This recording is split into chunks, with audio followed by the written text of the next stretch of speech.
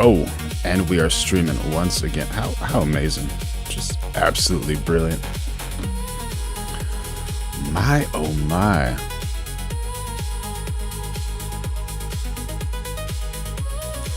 So, I guess the smile is the story today, right? Trump and Xi shake hands in Beijing, but the trend board is screaming Taiwan, Iran, Polish troops, spies, and Poles. Drop a 1 if this is diplomacy, 2 if it's chess with better catering. Like, subscribe, join as a member. Members get priority super chats. Get read first. You're not just watching the news, you're spotting the pattern before cable even finds its glasses. All right, let's see what's going on, Mr. POTUS. Talk to us, Mr. POTUS. Hello, everybody. How are you, Mr. President? How are you? So we had a great stay. It was an amazing period of time. President Xi's an incredible guy. Got along, made a lot of great trade deals, including over 200 planes from Boeing with a promise of 750 planes, which will be by far the largest order ever if they do a good job with the 200, which I'm sure they will. And that's General Electric also, the engines. So they're buying General Electric. So it's approximately 450 engines and 200 planes, and a promise of up to 750 if they do a good job. We had an amazing time. It was a very historic. Oh, look who we have. Hello, David. It was a very historic couple of days, I think. Really amazing. Sir, I know there'll be a lot of questions around the China trip, but just first on Iran, have you rejected the latest proposal from Iran, or where does that stand? Well, I looked at it, and if I don't like the first sentence, I just throw it away. What was the first sentence? An unacceptable sentence. Because they fully agreed, no nuclear, and if they have any nuclear of any form, I don't read the rest of the letter. 20 years is not enough for you. It's got to be a permanent. No, 20 years is enough, but the level of guarantee from them is not enough. In other words, it's got to be a real 20 years, not a big one. You got to get all the fuel out and no more production. We have to get everything, but we're not even talking about, I call it the nuclear dust. Came up with a term which seems to have caught on. I'm talking about it because they would not remove the... And they said that they can't remove it because they don't have the technology to remove it. Well, they don't have the type of tractors. They say the only one, they told me directly, they said the only one that can remove it is China or the U.S. We're the only ones with the equipment. They said you were right. It is a complete obliteration. With that being said, I want to get it. And they agreed to it, but then they took it back, but they'll agree to it eventually. Can I ask you about Taiwan? What did President Xi say to you about Taiwan? And what did President Xi say to you about Taiwan? And are you still going to approve the arms sale? So, President Xi and I talked a lot about Taiwan. He thinks they cannot have anything to do with what they're doing. I mean, he's against very much what they're doing. We talked about Taiwan, we talked about Iran a lot, and I think we have a very good understanding with both. On Taiwan, he does not want to see a fight for independence because that would be a very strong confrontation, and I heard him out. Are you going to change your wording? No, I didn't make a comment on it. I heard him out. I have a lot of respect for him. On Iran, it's very interesting. We got Platinum Player jumping on the chat saying, Goofy, Trump tard cheerleader, admit you were wrong. Wrong about what? What are you talking about? Feel strongly they can't have a nuclear weapon. Said that very strongly. They cannot have it. What do you think, chat? Do you agree with Mr. Platinum Player 23? Nuclear weapon, and he wants them to open up the strait. But as he said, they closed it, and then you closed them with a smile. And it's true. We control the strait. And they've done no business, literally they've done no business in the last 2.5 weeks, which is approximately $500 million a day. So we have, we're doing very well on all fronts. $500 million a day for 2.5 weeks, which is 2.5 weeks. All right. Approximately $500 million a day. So we have, we're doing very well on all fronts. Sir, just before we leave Taiwan, Mr. President. That's about $8.75 billion. There you go. That's a lot of money. 8.75 billion. President Xi said that there was a risk of conflict with the US over Taiwan. What's your response to that? I don't think there's a conflict, other than we don't need their strait. We don't need the hormoos. On Taiwan, Mr. President Xi said there was a risk of conflict with the US over Taiwan. No, I don't think so. I think we'll be fine. He doesn't want to see a war. And you have two things. You have the Iranian situation, and that I think we agree almost entirely, other than he's a buyer and we're not. We don't need it. And on Taiwan, he doesn't want to see a movement for independence. He says, look, we've had it for thousands of years, and then at a certain period of time it left, and we were going to get it back. They had the Korean War. A lot of things happened. And all this. But on Taiwan, he feels very strongly. I made no commitment either way. We'll see what happens. What about the arms sales to Taiwan?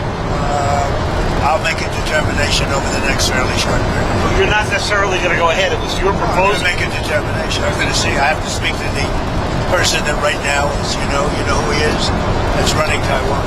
Mr. President, did President Xi make any... Mike Paula. Antonio says, Trump said he does not care about our economy. Did he say that? When did he say that? How could he say such a thing? commitment to put pressure on the Iranians to reopen the Strait of Hormoos? I'm not asking for any favors, because when you ask for favors, you have to do favors in return. We don't need favors. We've wiped out their armed forces, essentially.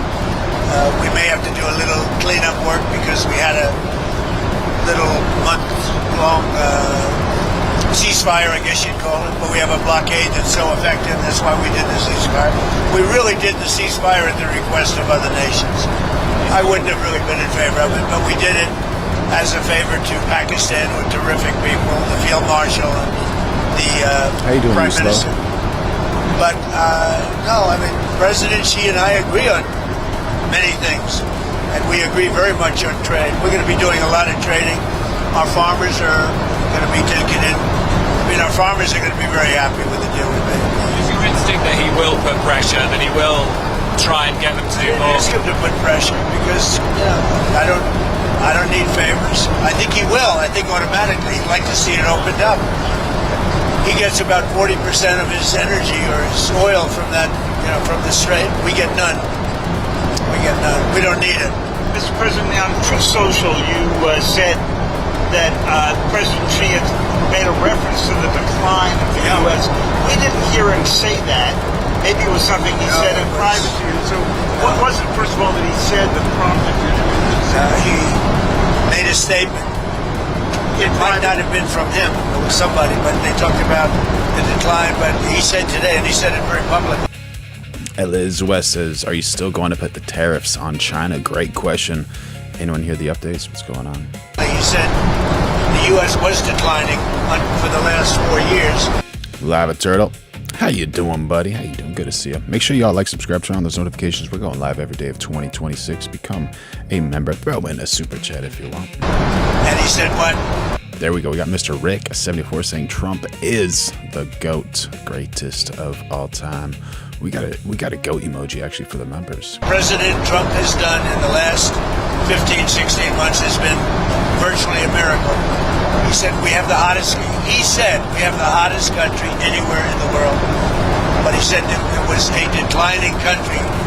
Under Joe Biden, he said we had a seriously declining country, which we did, with people pouring in from all over the world, from prisons and everything else. He said what President Trump has done has been a virtual miracle. It's the hottest country anywhere in the world, and it is, yeah. On a different subject, on Cuba, there's reporting that Raul Castro could be indicted by the DOJ. Thank you, Angela. Thank you. Appreciate it, buddy. I believe. What does that mean? Well, I don't want to comment on that. I'll let DOJ comment on it. But they need help, as you know. And you talk about a declining country. They are really a nation or a country in decline. So we're going to see. We have a lot to talk about on Cuba, but not maybe for today. Tariffs, Mr. President. Did you agree with President Xi to extend that year-long truce on tariffs? We didn't discuss tariffs. I mean, they're paying tariffs. They're paying substantial tariffs, but we didn't discuss. You know, before I came along, it was the opposite. We didn't discuss tariffs. How come? It wasn't brought up. Mr. President, you said in January to us that you were going to bring up the expansion of their nuclear program. Obviously, they've got 600 weapons now, by the Pentagon's estimate, going to 1,500. Did that come up? Did you succeed in getting them into any form of arms control? Or remember we discussed New Start? Mr. Rick jumping in on the chat saying people's problem is they just have so much hate for one man. That's the bottom line. He runs this country like a businessman, not a politician. What do you think, chat? Do you agree? We got Danny C13 saying MAGA 2028. There you go. Talking about China. China. We brought it up. The denuclearization. I talk about it all the time with Russia and with China. We got Sia Nora saying, you Americans have a great president. You have to cherish and support him. Without him, America was finished. Finito. Finito. Do you agree with that? And it did come up. We did discuss. And what did you conclude? I don't know. I got a very positive response since the beginning. You know, we're going to be together 4 times, potentially, this year. We have the G20, which he wants to come to, which I'd like him to come to. It's going to be in Miami. It's going to be in Doral. And it's going to be, I think, very good. Much more important if he's there. And so you have the G20. We have one that he has, as you know, in November. Right. Mr. Rick has some insider info, maybe. He says, yeah. Oh, wait, where'd it go? There it is. I guess a lot. No. This one. There it is. You're getting ready to see gas prices fall to rock bottom. Get ready. How happy are you guys going to be when the gas prices hit rock bottom? There you go. Make sure you all like, subscribe, turn on those notifications. Going live every day of 2026. Become a member. Throw in a super chat. In China. He's asked me to be there. I'm going to try and be there. And then we have another one on September, I guess, 26th or 24th, where he's coming into the White House. I'm trying to understand what it is he committed to, if he committed anything. Well, I don't want to say anybody committed, but we have a very good understanding. So are you going know, to the move concept of denuclearization. Denuclearization or just an extension Well, no, of a the START? denuclearization. In other words, building down. And you bring Russia into it also. But the concept of that is something would be very good. Sir, can I ask you about the political prisoners in China? Did you bring up with President Xi any of the political prisoners in China? Are any going to be released? Any progress? I think he's giving very serious consideration to the Thank pastor. you, Danny C. The pastor is, said he's giving very serious Happy to have you on board, Danny C. Appreciate it, buddy. consideration to that. What about Jimmy I discussed it. What about Jimmy Lai? It's a tougher one. I did bring it up. It's a tougher one. For him, it's a tougher one. What did he say about I it? understand. It's, for him, it's a very... He told me. I don't want to mislead anybody. He said Jimmy Lai is a tough one for him to do. You know, they went through a lot. And right or wrong, they went through a lot. So he told me that would be a tough one. He said he's going to strongly consider the pastor. Sir, can I ask you 2 on technology? First, There we go. Can't wait for that technology question. But we got Mr. Rick jumping on the chat saying, yeah, I guess a lot of people didn't know Hillary was supposed to win and finish the job with their great reset. And adds, it's a little funny. People think Camel Toe Harris would have run this country good. She was a communist female dog. There you go. What do you think, Chad? Do you agree or disagree? computer chips, advanced computer chips like the H200s that Jensen has. Did that come up at all with machine? It didn't come up, but as you know, Jensen was there. He's an amazing guy, NVIDIA. And he would be inclined. You know, they have much higher level than the H200. But the H200 is good. China needs it. And so, yeah, it came up. They haven't bought it We so haven't far. much, no, because they chose not to. They want to try and develop their own. But it did come up, and I think something could happen on that. Okay. And then on artificial They intelligence, have quite a bit higher level, but the H200 it's a great chip. and then on artificial intelligence, what is it that you want to get done? Did you bring up We did. Mythos and all these things? We talked. You know, we're leading by a lot, but they're second, and they're very strong. And we talked about possibly. We are leading. There you go in artificial intelligence. There you go. Good to know. Good to know. Absolutely. Working together for guardrails. And what kind of guardrails? The standard guardrails that we talk about all the time. AI is fantastic. So many things can happen in terms of health and medicine. A commie dog for sure. Operations, everything. Military, and so many things can happen, but it's also got some drawbacks, and we're talking about. We got Cianor jumping on the chat with a camel emoji saying camel is a junkie. There you go. Did y'all know that? Is that accurate? We probably will. We're going to work together. We had a very good conversation about a lot of stuff. So biological, nuclear, cyber. Did you specifically discuss those risks? We discussed, I would say, almost everything you could do. What in the world? Lava Turtle giving some news saying, did you see what Christopher Nolan did in his new movie? He made Elliot Page the girl as Achilles. Achilles was Brad Pitt in the movie Troy. The whole internet turned on him. What? I need to see that, bro. What in the world? Send that to me in my Discord if you can or if you want. We're going live every day of 2026. Make sure you like, subscribe, turn on those notifications, become a member, throw in a super chat. Discuss except for a reduction of tariffs. On Iran, Mr. President, just to be clear, I mean, what's next? Is the threat of the bombing starting again? How realistic is I that? don't want to say that. I mean, I'd like to tell you. I'd like to say on a certain hour, a certain day, the bombing is going to start. I don't want to say that.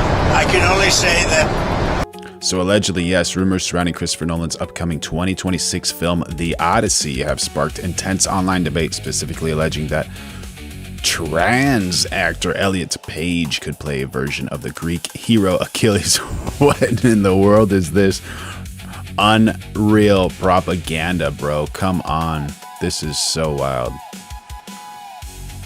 That's horrible, dude. What, making a superhero into a trans? There's only two genders, male and female. Prove me wrong. Come on.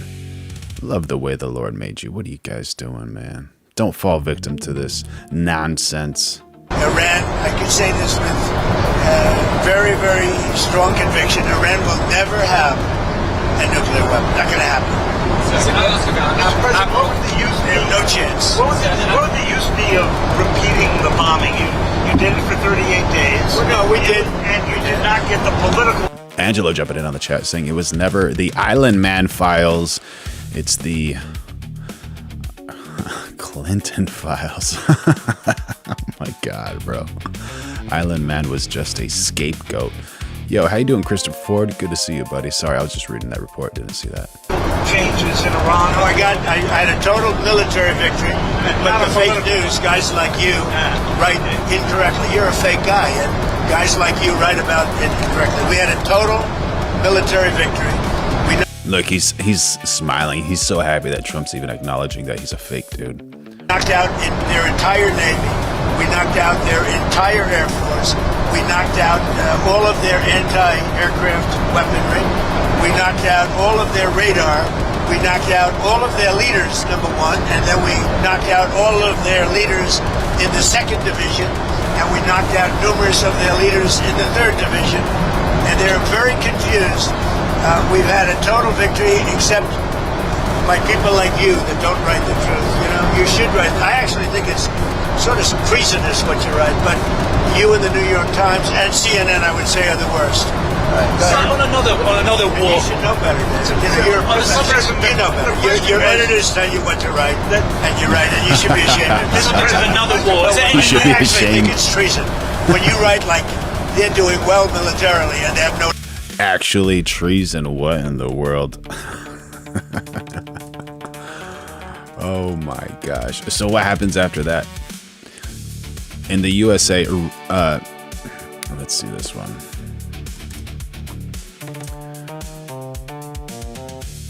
Okay.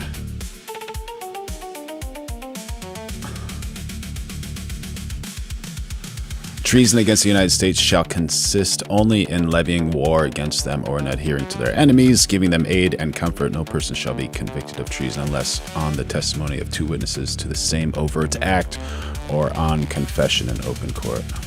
No Navy, no Air Force, no anti-anything. By the way, we knocked out 85% of their manufacturing for the missiles. We knocked out everything.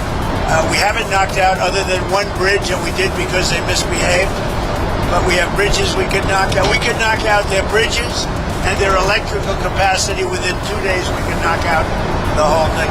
And then I read the New York Times and we got a chat from Lone Wolf and Cub. How dare Trump meet with other leaders? What's wrong with him? they act like they're doing well. And everybody knows that. That's why your subscribers are way down. You know, the Times subscribers are way down because it's fake news. Way down, way down. And that's the reason we're trying to bring you real news. Make sure you like, subscribe, turn on those notifications. We're going live every day of 2026. Live every single day. Become a member. Throw in a super chat. Discuss Ukraine at all with President Xi, and is there any movement on that? I did. We discussed. Well, it's one that we'd like to see settled. Until last night, it was looking good, but they took a big hit last night. Yeah. We got Robert Welch saying China's so dirty, calling liberals out on their bias. Says TDS trolls. Do you agree or disagree, chat? We got Angelo saying Democrats shot Lincoln, Martin Luther King, John F. Kennedy, Reagan, Malcolm X. Oh, those Democrats. There you go. Trigger. Happy. So it's going to happen, but it's a shame. 25,000 people died last month. Yeah. CENTCOM was asked yesterday about the strike on the girls' school on the first day. Oh, by the way, if a U.S. citizen is convicted of treason, the consequences are extremely serious. They can be sentenced to death or at least 5 years in prison, fined at least $10,000 US, and they are permanently barred from holding any office under the United States. The Constitution also makes treason hard to prove, requiring either a confession in open court or testimony from 2 witnesses to the same overt act. What treason means in U.S. law, treason is very narrowly defined. It means either levying war against the United States or giving aid and comfort to its enemies. What happens after conviction? A conviction can mean prison, possibly death, and a large fine. So why treason cases are so rare. The law sets a very high bar on purpose because the founders wanted to prevent the government from using treason charges too loosely against political opponents. Oh, it's under investigation. You're talking about the original. It was the only case of investigation at the moment into civilian I casualties. think we have a couple of things under investigation, but that is under investigation. Are you able to confirm yet that it was a US missile? Who you with? BBC for the radio. Fake BBC. You mean the ones that put AI in my mouth? The ones that get... BBC, the ones that put AI in my mouth.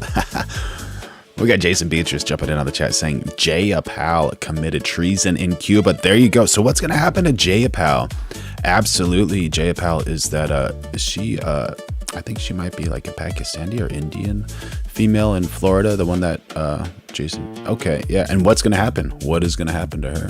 Gave me, that had me saying a statement that they now admit was not true. That the ones that put terrible words in my mouth and then had to admit that it was fake. The ones that are being sued now for $5 billion and don't know what to do. You with BBC? They're another fake outfit. Yeah. About the deals in China. And that's not cool. You know, you gotta have some type of deterrent for that type of stuff. Oh, we got Veronica's friend coming in. All right, what's going on? Let's see what she has to say.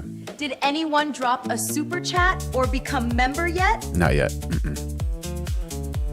Please Soon, support this channel, drop a super chat, and become a member. There you go. We love you, girl. We love you. Did you get a deal on soybeans? You know, the farmers... The farmers are going to be very happy. They're going to be buying billions of dollars of soybeans, yeah. Well, we were talking about Britain, but Keir Starmer, the Prime Minister there, is in a lot of trouble. I know you were asked about this. Well, he's in trouble for 2 reasons, energy and immigration. He's very bad on energy. He should open up the North Sea. He's got a coal mine, and he should open up oil in the North Sea, and he doesn't. They have a tremendous value. You know, they buy... Tremendous. We got the presidential touch saying, Xi acting this way, it just lines in the last chapter of the book explaining their long game against us. Very, very interesting. Would love to know more. What is their long game against us? Presidential Touch is referencing the president of China. Would love to know their long game. Thank you, buddy. Buy their oil, a lot of it from Norway. Norway gets it from the North Sea. Not as good an area as Scotland and the UK has. So they're paying. Oh my God, Jason Beatrice. W's in the chat for Jason Beatrice. Chinese president gave a shout out to MAGA. Absolutely. And that's brilliant, right? That's brilliant. And this is what happens when we get a super chat. Come on, Veronica, tell Jason you love him. Thank you for your support. I love you. Wishing you and your family the best. There we go. Go on and do your push-ups, girl. Go on and do your push-ups. W's in the chat for Jason Beatrice. Shout out to the Chinese president. We love you. Make America great again. There you go, buddy. Paying Norway a fortune for oil that they take out of the North Sea. Do you think Starmer's going to survive as Prime Minister? It's a tough thing, unless he can straighten out immigration where he's weak. And if he doesn't start drilling and stop with the windmills all over the place that are causing havoc. They're causing havoc. Most expensive form of energy. They kill the birds. They're unsightly. They're ruining the landscape. If he doesn't stop with the windmills, he's got to do energy. He's got to open up the North Sea. You know, he's got one of the greatest oil finds anywhere in the world, and he's not using it. And I tell him that. He's not using it. Should he quit? The oil companies call me every day. Please, please, we want to go to the North Sea. He doesn't allow it to happen. Should he quit? I don't say that. I think he's a nice man, actually. But, I mean, I didn't like when he said, we're going to send ships as soon as you're finished with the war, as soon as you... Well, we're sort of finished militarily, pretty much. But we, you know, David, we finished probably 70-75%. We didn't finish every one of the things. We'll go back and finish them off. And by the way, and more than that. You saw the reporting on the missile capability, missile launchers that have remained. Does that seem accurate to you? No, it's New York Times fake news. The missile launches are probably 80% gone. The New York Times said it's like we were hitting them like pinatas. The missile launches are largely gone. The manufacturing of missiles is about 80%, 80 to 85% gone. And we know where the rest of it. So if we go in, we'll take that out very early. The intelligence reports seem to indicate, though, there are no intelligence reports. We got Warfarina saying Trump just doesn't understand because he is an idiot. Oh my goodness. Please let us know what you mean by that. Would like to know, buddy. Not for they weren't intelligence reports. They were New York Times fake news. Sir, would you consider lifting the sanctions on Chinese oil companies that buy Iranian oil? We got Danny C jumping in on the chat saying, did you ever see Biden or Obama talk to press like this? Because they didn't have anything to talk about. Because they did not do S-hit. There you go. There you go. Direct. Do you agree or disagree? Well, we talked about that, and I'm going to make a decision over the next few days. We did talk about that. Do you think Xi felt stronger in his dealings with you than he did the last time that you had a went great relationship last time until COVID came along? You know, I blamed them for that. I said it was Wuhan, and I was right. And you know, look, that was a strain on everybody, COVID, and so it affected our relationship at the time. But we always had a great relationship before that and after that, and now it's as strong as ever. I mean, I went over to where he lives, which is something that rarely happens. Were you there? I don't know. It was beautiful. It's amazing. I mean, people have never seen it before. It's amazing, actually. We had lunch. We have a great understanding. You don't think he feels it's a very positive thing to have these two nations getting along. Mr. President, on Taiwan, you said you were going to check with the president of Taiwan. But the 1982 assurances that President Reagan gave said the United States would not consult with China on arms sales to Taiwan. So it sounds to me like you have consulted with China. 1982. Jason Beatrice jumping on the chat saying China agreed Iran cannot have nuclear weapons and cannot charge shipping in the strait. There you go. There you go. Good news. It's a long way. It was. Jason Beatrice says Trump is ignoring the left and moving forward. Let's follow his example. That's a big far distance You away. dispense with them? No, I didn't say anything about it, but certainly, he brought that up. He talked about that to me, obviously. So what am I going to do? Say I don't want to talk to you about it because I have an agreement that was signed in 1982. No, we discussed arms sales too. And what's his request? We discussed in Taiwan. The whole thing with the arms sales was in great detail, actually.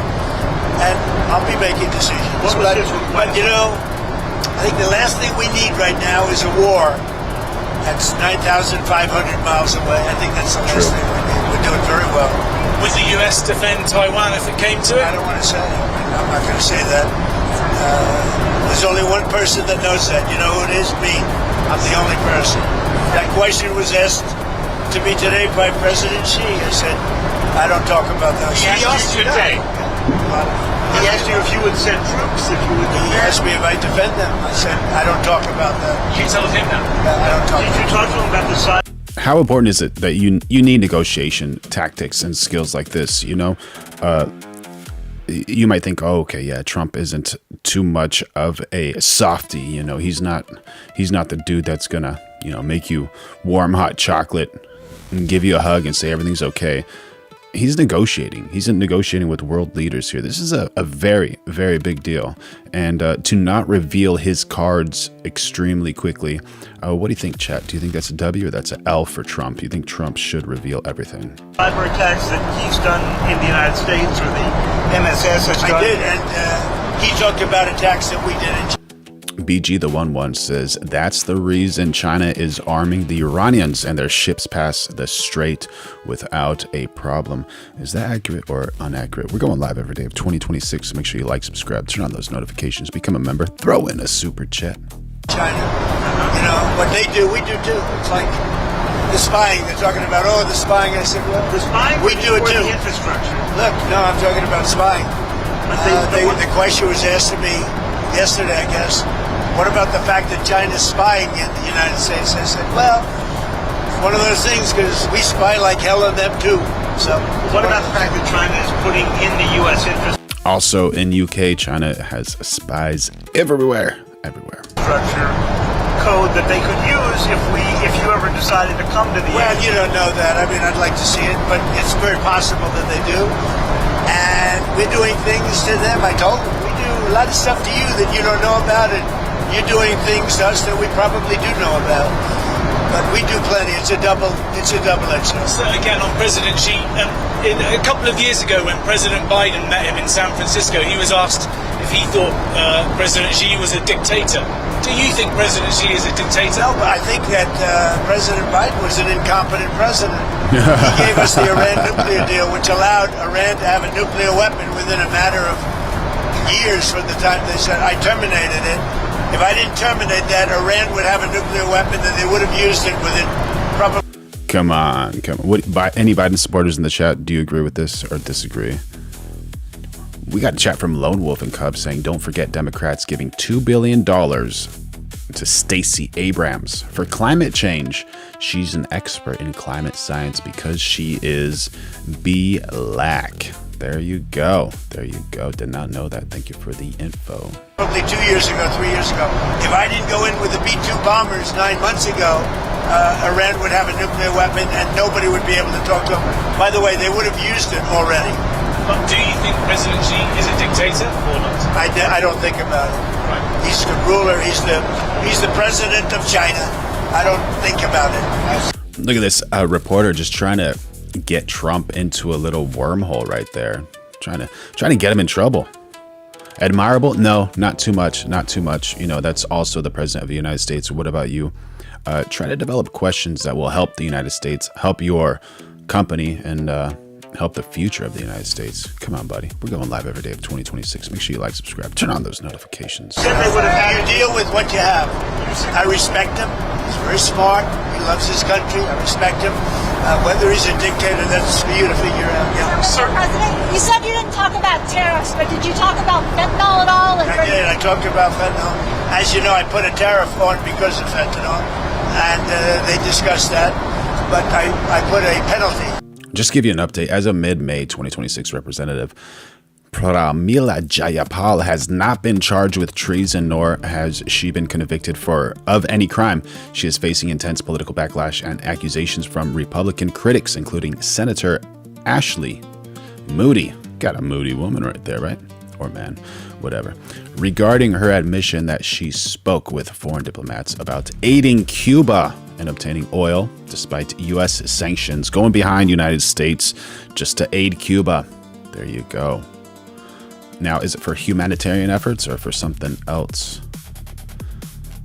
We got Marita Suomi, loving the United States. Thank you for the chat. We're going live every day of 2026. Make sure you like, subscribe, turn on those notifications, become a member, throw in a super chat. It's a penalty. A lot of money we take in because of that. I'd prefer not taking it, and I'd prefer that we don't have, but we didn't talk about that too much. What kind of agreement did you come to? Well, you know, the pentegon is down, way down from where it was, and it could be because of the tariff penalty. Sir, domestic issue, if I could. Where are you on the Texas Senate race? Just to give you an idea, this is Ashley Moody right here. Young hero. There you go, girl. Go on and do your things. So President Trump and his... Oops. Where did we go? Where did we go? Israelis have us in a death grip to keep going. Wild. We're all over the place right now. Well, I'll maybe make a decision. I know them both very well. We got an update. Trump was never charged nor prosecuted for that RA thing. I like them both a lot, and you know, my record of endorsements is extraordinary. You look at what happened with Indiana, and out of all those races, the one that won was there were 3 Trump people in the race. If they had won, he would have won in a landslide. But I took out all of these candidates, and you know, long-time candidates with big leads against people. Gator Chris jumping in on the chat saying innocent until proven guilty. That never ran before, and the people that never ran before won virtually all the races. And as you know, 2 nights ago I won every single endorsement. A week ago before that I won every single endorsement. There's never been a record of endorsements like this, which is a great honor as far as I'm concerned. But you might not MAGA is a movement the likes of which our country has never seen before. But you might not endorse, sir. Do you guys agree with MAGA? Make America great again? What a movement, right? We got a message from Siamese stormtrooper saying Israelis have us in a death grip. That's why we got them to agree to a ceasefire when they wanted to keep bombing. Try paying attention. Got Jason Beatrice in the chat saying MAGA, MAGA, MAGA. There you go. Texas. I don't want to say that. I mean, I'm looking at it very strong. I like them both. I mean, I'll tell you what I do think. I think the Democrats have a weird candidate. 6 genders. A real hit on Jesus. I mean, this guy is bad news with his mask from relatively recently, and he's a vegan. He's a vegan. All of a sudden, he's not a vegan. He was a vegan. Now, all of a sudden, he's not. Texas doesn't like vegans.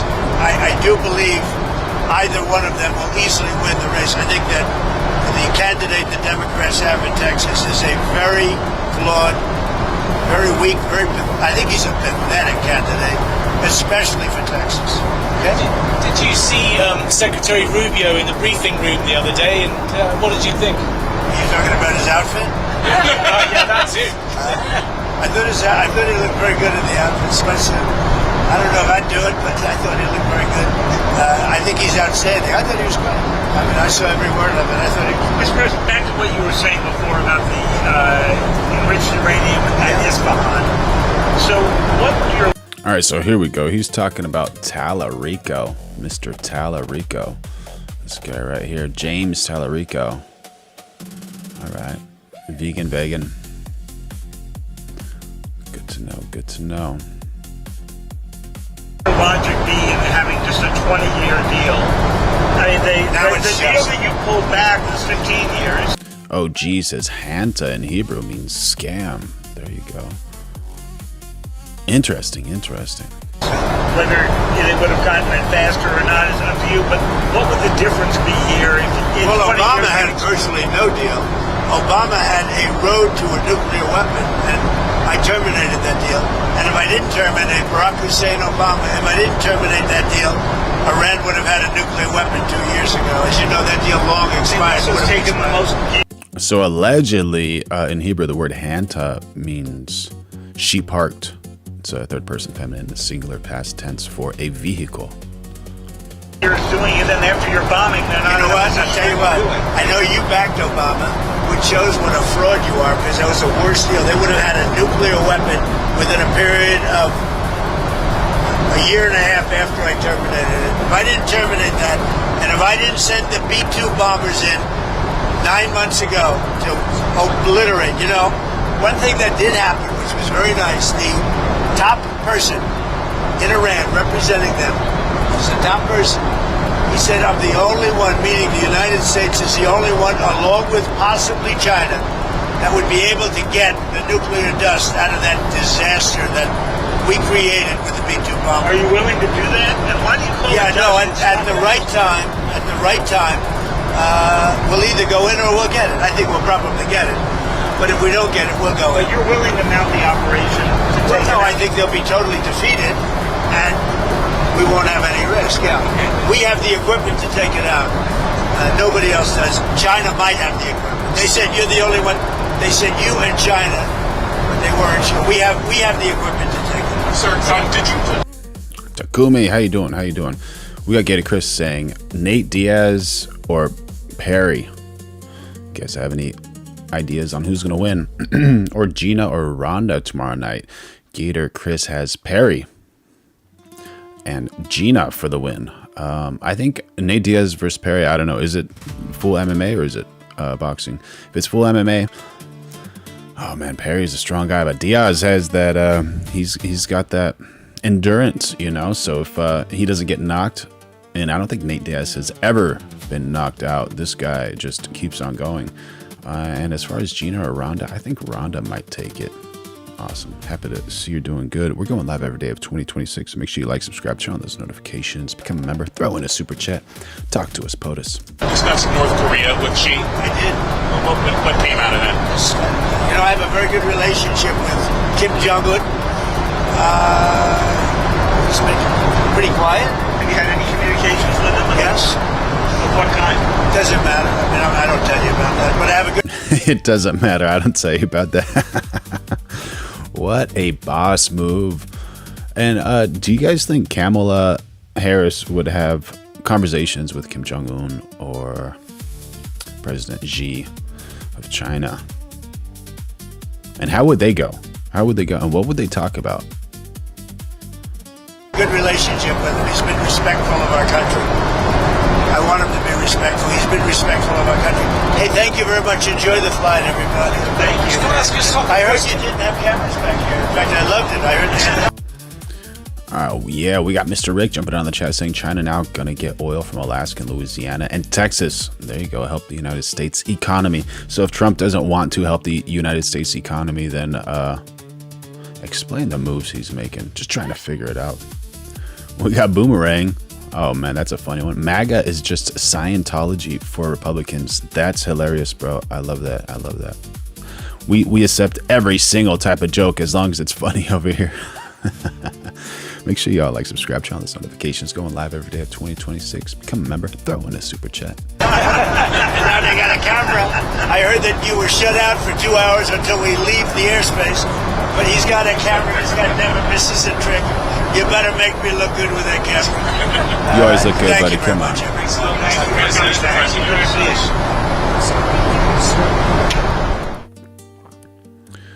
You know, this guy is such a gentleman. He's just such a gentleman, guys. What do you think? What do you think? You think POTUS is a gentleman or not too much?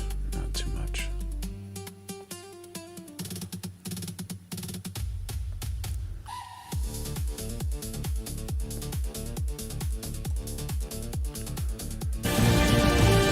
Hannity. All right, we continue more with... So he's thinking that this is the worst deal Trump has ever made, allegedly. Let's see what's going on. Talk to us, Hannity. President Trump, we held this interview right after his all-important meeting with President Xi as we continue from Beijing, China. if you were to take some headlines. We got Mr. Rick jumping in on the chat saying Donald Trump also said Xi is a very tall man for being Chinese, and he said he is central casting. So basically, some people don't know it. We are watching a movie play out in front of our eyes. Do you agree or disagree, chat? Out of this summit,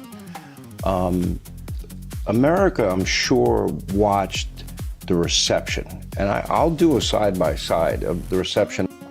We got Lone Wolf and Cub saying the only one who was defending P3Ds was Democrats. Island Man gave them money for all their hard work. Then President Obama. He doesn't respect Obama. Nobody does. Highly overrated, and he's a divider. Biden will go down as the worst president in history because I think what he did on the border.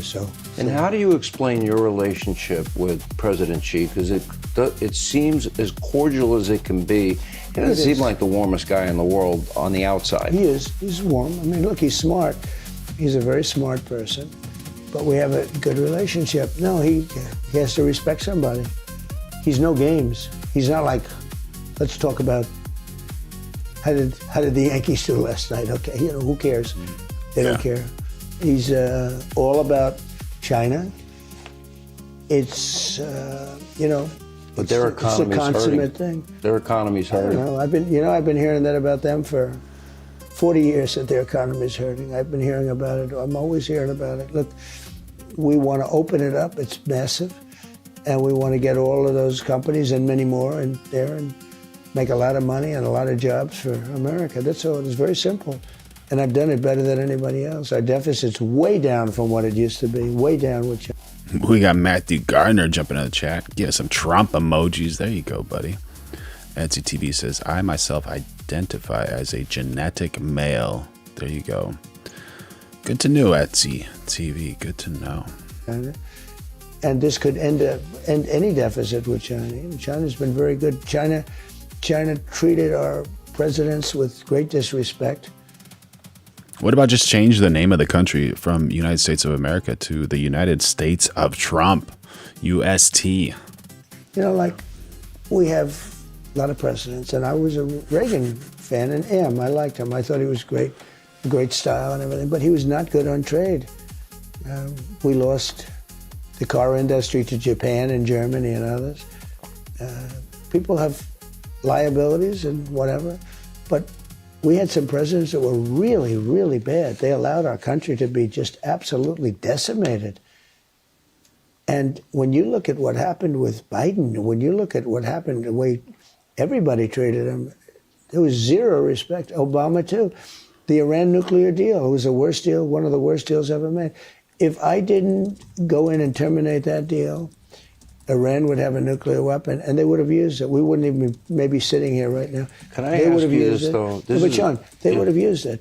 The Iran nuclear I agree deal. with you. Then if I didn't go in with the B-2 bombers 9 months ago, they would have had a nuclear weapon. And by the way, the one thing they told me, because I deal with the Iranian leaders now a little bit, they said very strongly, because they said, we're getting the nuclear dust. That was a term I made up because it's sort of, it's a simpler term for people to understand. It's nuclear dust, sort of dusty. But I said, we get the nuclear dust. They said, you will get it. They agreed to it, right? They agreed to it. But then they take it back, then they agree. It's back and forth. I don't know. I think they have a lot of problems with the leadership. But Sean, they said, we get the nuclear dust. They said. We got Anastasia Dudette jumping in the chat saying, but isn't this just lip service from Trump? He said we'd have new and more jobs. So where are they? I'm just curious. Are you a federal employee or what's going on? So let me give you some data. The White House said that by early February 2026, 615,000 private sector jobs had been added in Trump's second term, while federal employment had declined. So if you are a federal employment, then maybe that's the reason you are thinking that. And if you are a federal employee, thank you so much for your service. We appreciate you. Couldn't be here without you. There you go. There you go. We're going live every day of 2026, so make sure you like, subscribe, turn on those notifications, become a member, throw in a super chat, talk to us. There's only 2 countries that can get it. Who? You and China. Nobody else has the technology. I said, why do you say? He said, because when you hit that thing, the whole mountain collapsed on it. I said, so you're saying we really hit it good, didn't we? He said, there's no way that any normal country can. The only 2 countries that can go down and get that are you and China. It's very interesting because CNN was saying, well, maybe it wasn't hit that badly. It was hit. And what they did is they took a lot of credit away from those great B-2 pilots and the Tomahawk submarines. And, we had the submarine shooting Tomahawks in there, 30 Tomahawks. We obliterated it. And before the pilots even go back, I remember CNN saying, well, maybe it wasn't hit that badly. Maybe it wasn't. They didn't even know anything, and they were saying that. The top person said to me, there's 2 countries that can get that. We can't get it even if we wanted to because we don't have the technology or the equipment. They said us and China. It's very interesting. 60% enriched uranium to be weapons grade, 90% enriched in under 12 days. Coco Bird jumping in on the chat saying, are all Americans this stupid? Question, are you American? Where are you from? And how are Americans stupid? And also, how can Americans become wiser? Thank you so much for your chat, Coco. Yeah.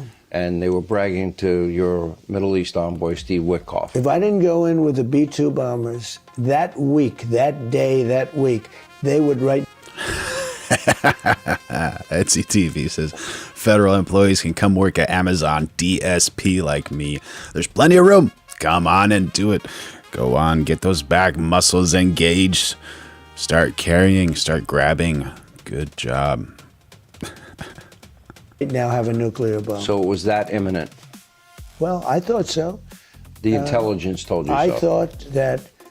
Jason Beatrice says, I'm a Republican, but I want to give a shout out to independents. I love when Democrats turn independent. There you go. Shout out to the independents out there. They were very close to having a nuclear weapon, and it all emanated from those 3 sites that we hit, and we hit them good. We hit them good. And when he told me that, and he wasn't saying that as a negotiation, he was just saying, we can't get it, we'll never be able to get it.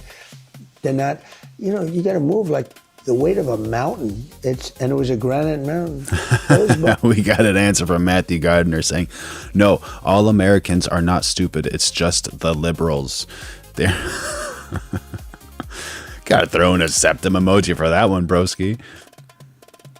Bombs going right down air chutes. I guarantee they'll never build an air chute again. This is the bunker. Think of it, at 1 o'clock in the morning with no moon, we dropped bombs. Every one of those bombs went down an air chute and exploded. And the whole mountain collapsed on top of that site. And the Iranian leaders told me that they would be, and everybody else, other than, literally he said us in China, and I don't know that China can do it. I know we can do it, but it's a big project. To get it, it's a big project. Do you feel, there's been people that have, and generals that I've spoken to, that think you have to get the dust, which is the enriched uranium, or have you... Janice Farmer jumping in on the chat saying, the only problem with being an independent, you don't get to vote in the primaries to keep stupid people out of other parties. There you go. You've been told that may be a way to... Jason Beatrice has a rebuttal. Stupid. America runs this planet. Let's talk about it. There you go. There you go. Gator Chris says, hit like, you haters. Love it. Love it. Make sure y'all like, subscribe, turn on those notifications. Become a member. Throw in a super chat. Become amazing. Become amazing. Because you already are amazing. Entomb it, that they could never get to it. So we were thinking about doing it early on. And about getting it. It would take a while. It would take a week and a half. That's a long time to be in enemy territory. No, you got to move these massive amounts of granite. It's a granite. Granite's the hardest stone. It's amazing that it's those were really powerful bombs that we used. And don't forget, we hit it on top of that. We hit Tomahawks on top of that. No, I don't think it's necessary, except from a public relations standpoint. I think it's important for the fake news that we get it. I'm the one that said we're going to get it, and we're going to get it. We have our eye on it. So Space Force was my creation. I did that in my first term. It's going to end up going down as one of the most important of all of our military. So it can be entombed. Yeah, it can be. With eyes on it. It can be, but I'd rather get it, to be honest with you. It can be, a lot of things can happen, and even despite the statement that, they can't get it, they are, first of all, if we left right now, it would take Iran 25 years to rebuild, and it can never be like it was. It would take 25 years. I would rather get it, but we have our eyes on it. We know exactly what's happening there. We had, the other day, there was a man that tried to get into the chute. We saw there was a door that was blown to smithereens, and we know everything that's happening. If they ever moved on, and I told them that, if they send a force over there to try where I see somebody's trying, all we do is just hit it with a couple of bombs, and that's going to be the end of that. They won't do it. I said, we have 9 cameras on that site, on those 3 sites, 24 hours a day. We know exactly what's happening. Nobody's even gotten close to it. They looked at it at the beginning and they said, there's no way that anybody can ever get down to the nuclear dust. Jason Beatrice says, Mr. Rick, ignore Coco. We took away his oil and made him grow our bananas. He has a right to be upset. You think it's... But I'd still rather have it. I'd rather get it. I just feel better if I got it, actually. But I think it's more for public relations than it is for anything else. The other thing we could do is bomb it again, just make it absolute. But I would feel better getting it, and we will get it. Let me go back to a question that has come up before for you, and I want to get into more detail because we are in Beijing. The issue of Chinese students in our universities. More importantly, in my mind, is that Chinese nationals have been buying up thousands and thousands of acres of farmland, ranch land, and land near military installations. That's a big problem. I would assume I'm in Beijing, if I wanted to buy property near one of their military installations, I don't think President Xi... No, they wouldn't let you. Look, it's not that I love it. You want to see farm prices drop? You want to see farmers lose a lot of money? Just take that out of the market. But they've... Is that accurate? That's something. That's a huge thing that the United States should not allow. That's a military... touchy situation. That's just a vulnerability to our military. We got to protect our military. Had a lot of land for a long time. Obama did nothing about it. They bought a lot of it during the Obama administration. He did nothing about it. As far as the students, it's 500,000 students they come, good students. I could tell them, I don't want any students. We got Sim Racing Central 529 saying, if red state policies work so well, why are 9 out of the 10 poorest states consistently red states? This is a touchy one, right? So the real answer is many of these states have long histories of rural poverty, weaker education outcomes, lower wages, less union power, older industries, and healthcare access problems. So when someone says red policies work, the honest question is, work for whom, right? But let's see. The red states may be cheaper to live in, but if the paycheck is also cheaper, that's not prosperity. That's poverty with better parking. But let's see exactly how this one can work, right? So California has huge income for brutal housing costs. That's the blue state version of poverty. You make 6 figures and still live like you're renting from Darth Vader. So it's not as easy as just making up a huge, bold statement like that. Quality of life is a huge variable there. It's a very insulting thing to say to a country. They would then immediately go out and start building universities all over China. But if you don't have those students, good students, by the way, if you don't, and we do another thing, if they're good and they want to stay in America, we won't give them a green card and things like that. You know, and that's not only them, but other countries. But if you want to see a university system die, take 500,000 people out of it. And you know, the ones that won't be hurt are the top schools. The top schools will do fine, but your lower schools, the ones that don't do quite as well, they'll be dying all over the place. I frankly think that it's good that people come from other countries and they learn our culture, and many of them want to stay here. I think it's good. Not everybody agrees with me, and it doesn't sound like a very conservative position. And I'm a conservative guy. I'm really a common sense guy, I think, more than a conservative guy. I think MAGA is common sense, you know. People understand we want strong borders, we want strong military, we want good education, we want low interest rates, we want, but I think people would argue they worry about, do they have nefarious intentions? Sure, I know, and we worry about that, and honestly, you know, they do things to us and we do things to them.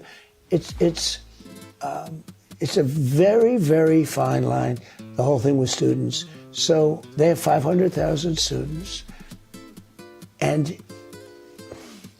our university system does great. You know, it does great. You want to screw it up, take 500,000 students out. And you're gonna see bankruptcies at the lower end of good colleges, but they're not known or whatever.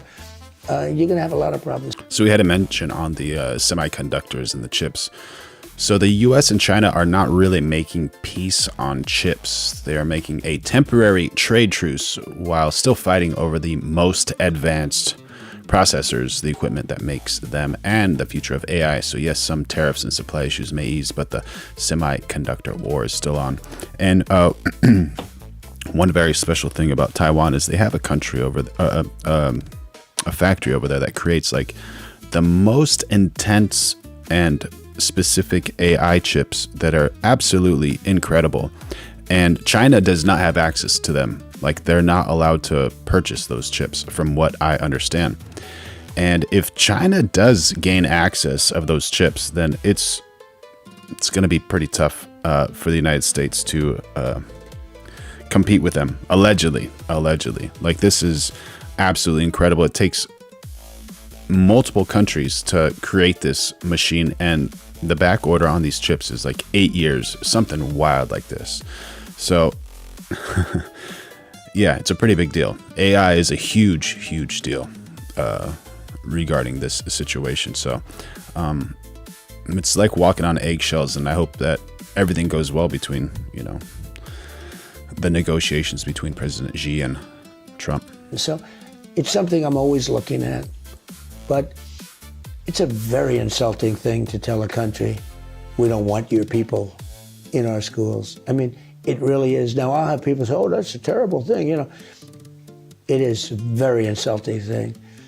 And it's very interesting. It's something didn't come up today, came up last time.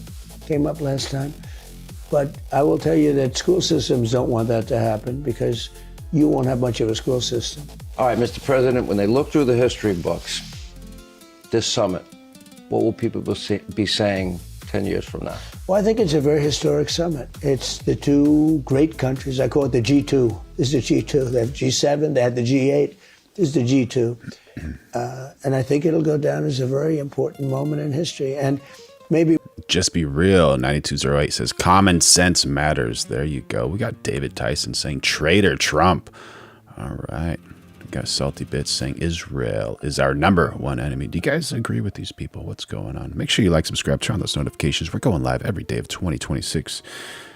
Become a member. Throw in a super chat. Be more than anything else, a great moment of respect. Mr. President. Thank you. Takumi, yes, is it the NVIDIA one? Appreciate your time. Thank you very much. Thank you.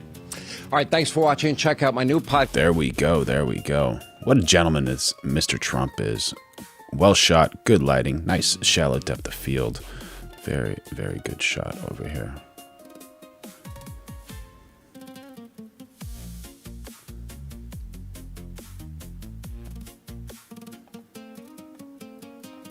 Trump and G.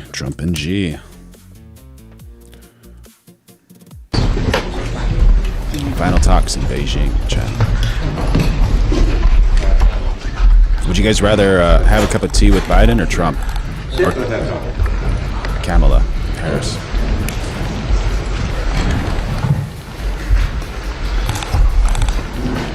Alec Matthews saying, have a blessed day, 777. There you go. Thank you so much, buddy. 我们今天在中南海对这个总统 There you go. We got a few people saying Trump for sure. Jason Beatrice says the left is upset because Trump wins again. There you go. Gary Chris says Kamala puts whiskey in her tea, so there you go. You might get a little whiskey. Nathan saying neither. 中南海是党中央和国务院工作的地方，办公的地方，也是我工作生活的地方。这个新中国成立以后啊，就在这里。毛泽东、周恩来，到后来的这些邓小平、江泽民、胡锦涛都在这里。 Well, today I'm hosting the President and his officials in the Zhongnanhai compound for tea. This is the place where party and the central government leaders of China work and live, including myself. After the founding of the People's Republic of China in 1949, the leadership have moved to this compound, including the Chinese leaders Mao Zedong, Zhou Enlai, Deng Xiaoping, Jiang Zemin, Hu Jintao, and so on. 我安排在这里呢，实际上也是回报松登先生2017年在海湖庄园对我的款待。I've chosen this place especially to reciprocate the hospitality extended to me in 2017 at. There you go. We got Nathan Mitchell jumping in on the chat saying, I agree with one thing on this. The liberal agenda has destroyed this country. Destroyed. My goodness. Do you agree or disagree, chat? What are you thinking?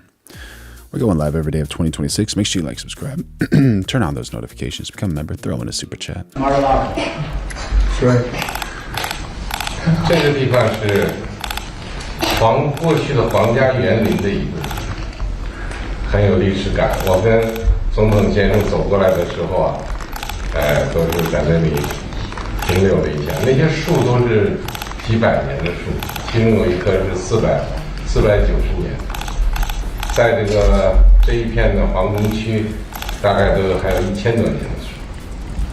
总统先生还是很感兴趣，包括对我们的花儿，我也说了，是把我们的乐器啊、种子安排一下，送给总统先生。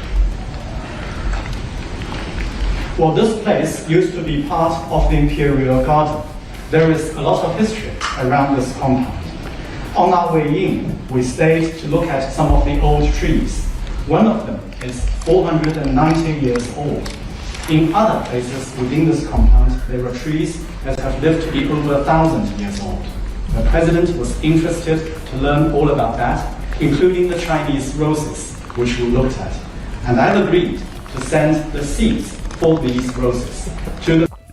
All right, so this is the thing that we were talking about. This is from Wired. Let's see, how does this look? And yeah, you guys can see that. And let me just give you a little background on this. This is called TSMC, Taiwan Semiconductor Manufacturing Company. It's headquartered in Hsinchu, Taiwan, and is the world's largest independent semiconductor foundry, responsible for producing over 90% of the most advanced chips in the world.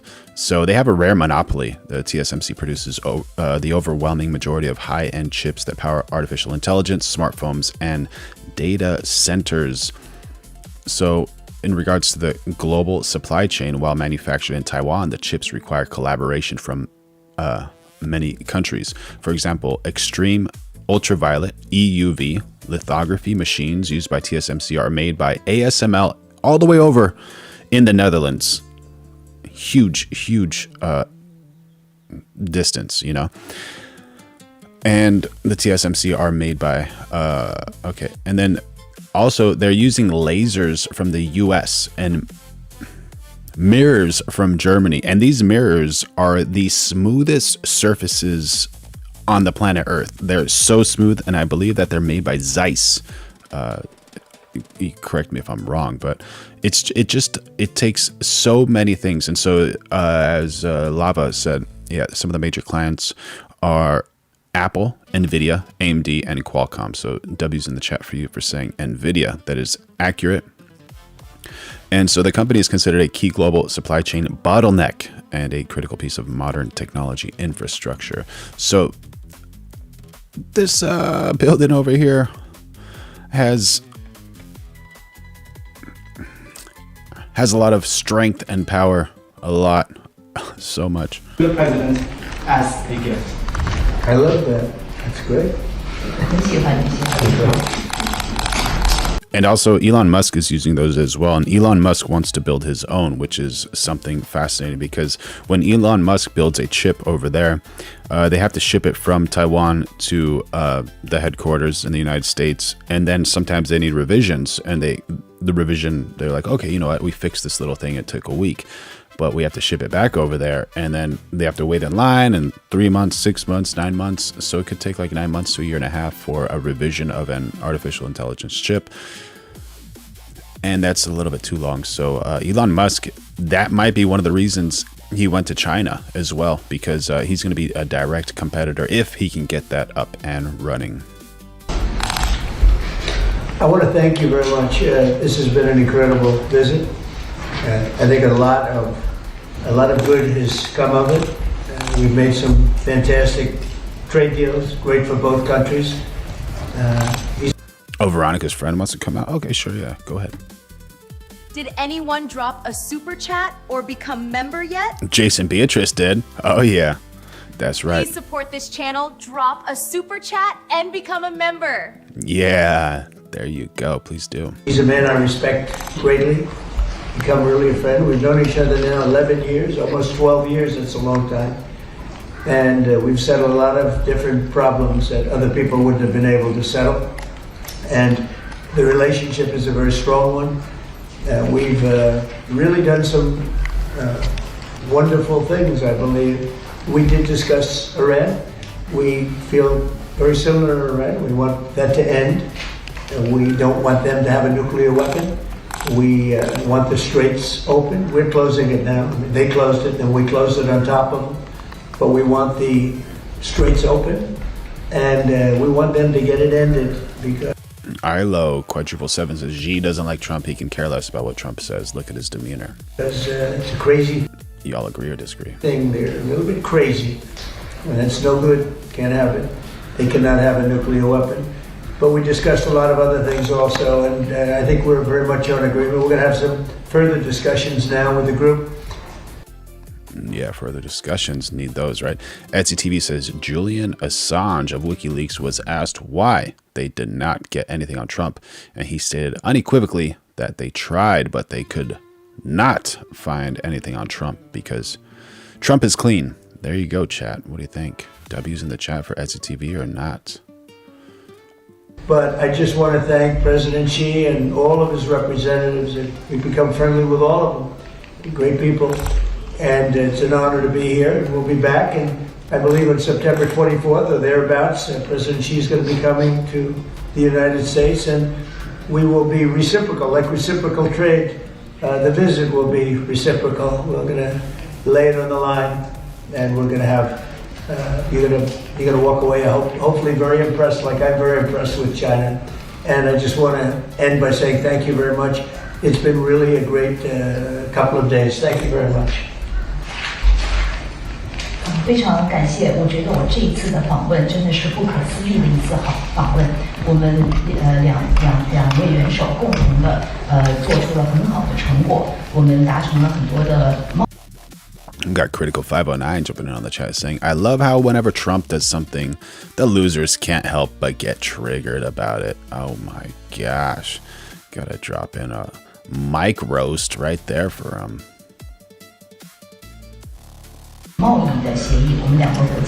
you guys agree or disagree? We're going live every day of 2026, so make sure you like, subscribe, turn on those notifications, become a member, throw in a super chat.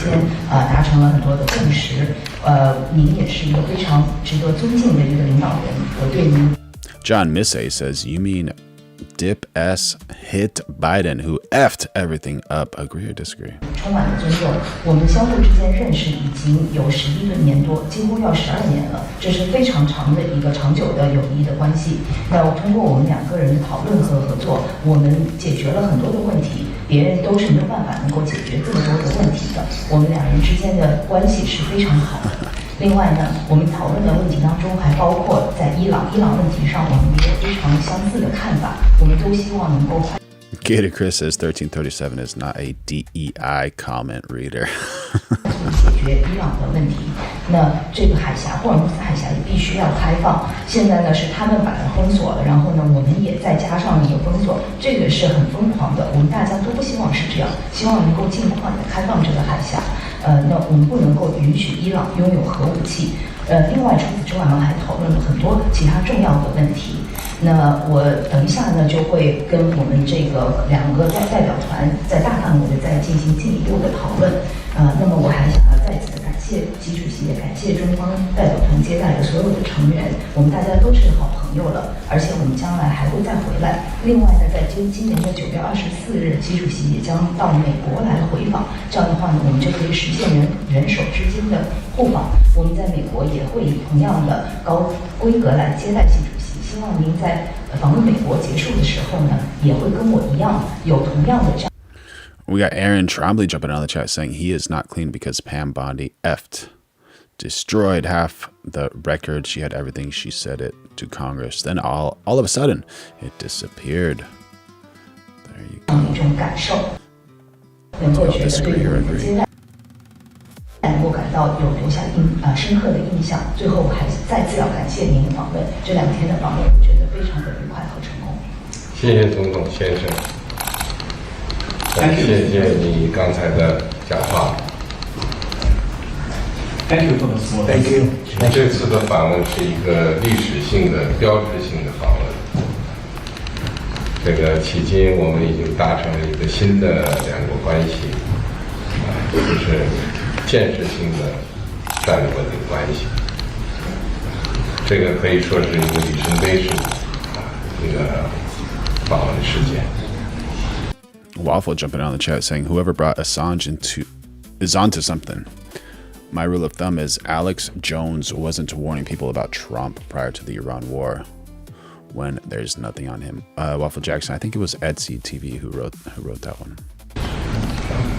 而且我们达成了很多这个合作的成果和意见，而且对国际问题也有了很多的。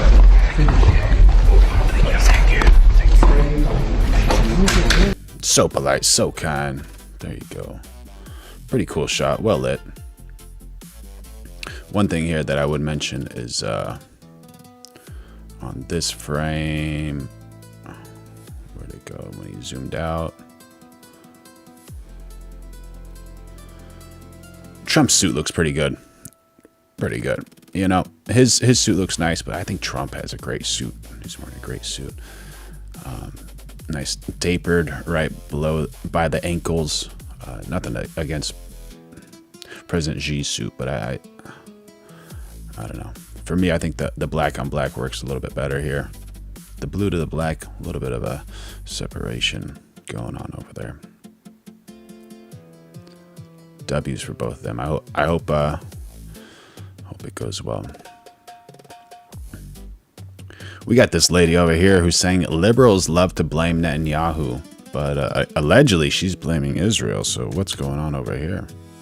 A settler colonial state can't be reformed, and an apartheid state with a more liberal leader is still an apartheid state. Specifically, we're going to talk about Israel's Prime Minister, Benjamin Netanyahu. BB, if you're nasty. What Israel is doing right now in their military campaign under Netanyahu's right-wing extremist government is horrendous. I'm proud to support the state of Israel. I deeply oppose Bibi Netanyahu's leadership. I do support Israel. That's a pretty big statement. Oh, there you go. There you go. Didn't know that Gavin Newsom could say such things. Israel. I am a staunch supporter of Israel, and I am a staunch opponent of Benjamin Netanyahu. A line you often hear from liberals who want to criticize Israel without rocking the boat too much is that they love Israel. Capricu disclaimer saying Luigi 2028. Bro, who is Luigi? Which are you talking about? Luigi, that guy that's he's got that index finger that did something pretty bad. What are you talking about? Which Luigi are you talking about? The problem really is Netanyahu. As a lifelong supporter of Israel, it has become clear to me the Netanyahu coalition no longer fits the needs of Israel after October 7th. It's all his fault. If only we could just get rid of Netanyahu. Then Israel would be the democratic state that everybody dreams of. But is that really true? If Netanyahu was removed today, would Israel suddenly stop being so problematic? No, no, and no. Now more than ever, Netanyahu is blamed for steering Israel away from its democratic principles. David 5880 says your fake shutter sound isn't nearly loud enough, mate. People in the next province can't hear what an awesome pro photographer you are. There you go, there you go. Who are you talking about, and where did that come from? And do you guys support Bibi or Israel or none of them? We have records from the last poll we ran. Let's run another poll. What do you think? But the reality is Netanyahu is not the disease. He's a symptom of it. Poll after poll shows that Israeli society is openly racist and genocide. That dude just pushed over a nun from the back, bro. From the back. But the reality is Netanyahu is not the disease. He's a symptom of it. Poll after poll shows that Israeli society is openly racist. Oh my God, bro. Her head hit that thing, dude. Oh my God. I don't know if you guys understand how bad that is, but that's so bad, dude. She's from the back? What type of coward does that, bro? Oh my God. April 30th in Jerusalem. The Lord sees, man. The Lord sees, bro. That is so bad. That is so bad. I can't believe I just watched that, dude. And you know the devil tests you. And a defenseless woman, like, what was she doing, bro? She's praying for people. How dare her? Praying for people, trying to pray for peace. Oh my God. Oh my God. And what's the deterrent there? She didn't do anything wrong. Like, what did she do? And it's a woman, dude. It's not a man. It's not a it's not a Palestinian soldier, bro, attacking somebody. It's just an innocent woman praying. Yeah, bro. That really makes you look like good people. Definitely. And if he's not put, bad things don't happen to him. Yeah, bro. People are gonna love your people and support your people for hurting some innocent woman, bro, from the back. And she doesn't look like she's 20, 30, 40. She looks like she's over her 60s, 50s, like how she's walking, you know?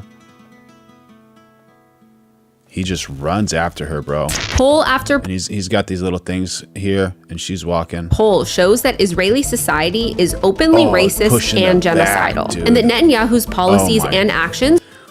Oh my God, dude. Oh my God. May the Lord help that woman and help that man, because that dude has something wrong with his brain, dude. Are widely popular. האם אתם תומכים בנתניהו? A large majority of Jewish Israeli citizens support his destructive policies. בחו"ל הם חושבים שאנשים אנטי ביבי בגלל שהם לא תומכים במלחמה עם העזתים. לא, תומכים במלחמה. The war in Iran, the genocide in Gaza, the bombing of Lebanon, and the annexation of more Palestinian land in the West Bank to create Greater Israel. This violent Israeli culture and mentality is not new. When Israel was founded as a settler colonial state, it required the expulsion and elimination of the land's indigenous Palestinian population. The state tied its foundations and its future survival to the complete removal and erasure of Palestinians and anyone in the region that stood in its way. A zero-sum game set by the early Zionist movement. Jewish supremacy secured by all means necessary. But that mindset didn't just stop with the Nakba in 1948. Israel's goal has always been expansion through violence. The participation of everyday Israelis is essential. For decades, ordinary Israelis have been a part of a system designed to expel, manage, and control Palestinians. It requires their participation in enforcing military occupation, apartheid, and adopting a deep sense of racism and dehumanization towards its enemies. The Israeli society we see today is a byproduct of nearly 80 years of dehumanization and normalized violence against Palestinians and people across the Middle East. It is not the fault of one bad Salty Bits 9954 says no charges were filed.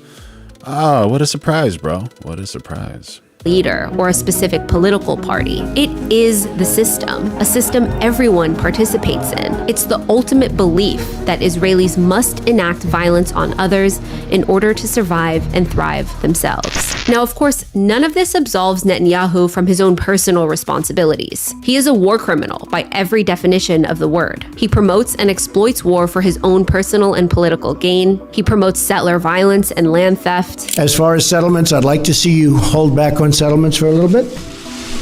Let's try. Let's try. Let's try, bro. Let's try. He didn't say okay or no. Let's try. Let us try. Let us try. All right. Got a message from Danny Sharp saying there is no genocide in Gaza. Palestine is not a real country. Israel has been wanting peace. 1948, the war of 5 Muslim armies against Israel. Israel won. Every peace talk has been broken by Hamas. Exempli gratia. Do you guys agree or disagree? We got Salty Bits saying settlements are code for stealing. There you go. Make sure y'all like, subscribe, turn on those notifications. We're going live every day of 2026. Become a member, throw in a super chat. Let's see what's going on. Doesn't sound too optimistic, but that's... Making jokes. And he is responsible for overseeing and carrying out one of the most horrific genocides in Gaza and the... We got one agree and one disagree. Killing of hundreds of thousands of Palestinians, Lebanese, and Iranians. So as Israel becomes increasingly popular across the world, and especially in the United States, politicians are being forced by their constituents to take a stance. And blaming everything on Netanyahu is really convenient. Benjamin Netanyahu is a... Unknown EM says, I just care about having decent parking spots.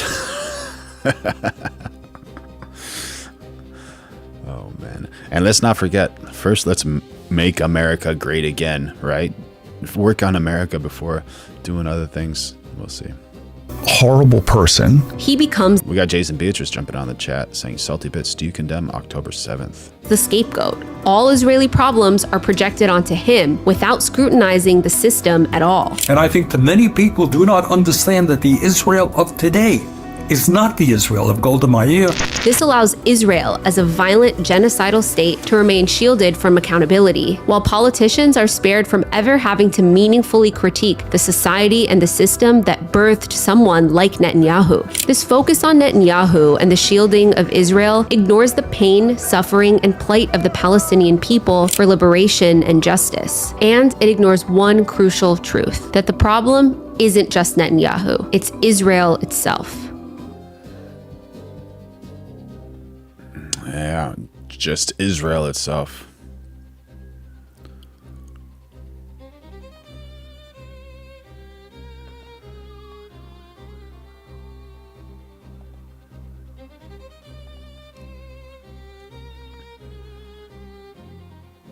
All right, we got Trump and Xi seeking stability. All right, let's see. Hopefully they find stability, right?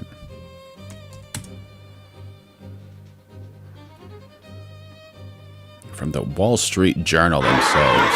Donald Trump has been very open about the respect that he has for Xi Jinping and the strong hand that he's had leading this country of 1.4 billion people. You're a great leader. I say it to everybody. You're a great leader. JC Talk jumping on the chat saying 36-year-old Israeli man Yonah Schreiber was indicted on May 7th, 2026 for allegedly shoving and kicking a French Catholic nun in the Jerusalem's Old City on April 28th, 2026. He was charged with assault. All right. Thank the Lord. We'll have to do a double check on that one. Thank you so much.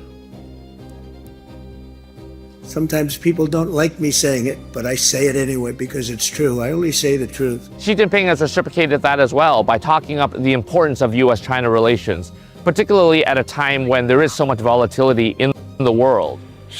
Oh my God, Jason Beatrice jumping in on the chat saying, Salty Bits does not condemn October 7th. What does that tell you, chat? W's in the chat for Jason Beatrice. Oh my goodness. Veronica, come over here and tell Jason you love him. Thank you for your support. I love you. Wishing you and your family the best. Go on and do your push-ups, girl. Go on and do your push-ups. There you go. W's in the chat for Mr. Jason Beatrice. Thank you so much, buddy. Make sure y'all like, subscribe, turn on those notifications, become a member, throw in a super chat. Keep this channel alive. We're trying to find the truth, trying to find peace. Let's do it. 见中华民族伟大复兴和让美国再伟大完全可以并行不悖。 When Donald Trump first came to office, he arrived with high hope for rewriting the entire economic relationship between the world's two large powers. He sought to use tariffs to change China's entire approach to how it structures and manages its economy. Instead, what we've seen over the last 9 years is China embedding itself even more deeply into global supply chains. As China has solidified its place as the world's factory floor, Donald Trump's aims have become more modest over the years. We're going to have a fantastic future together. Such respect for China, the job you've done. So there's a lot of bon ami this week, a lot of shaking of hands, sharing tea together, photo ops.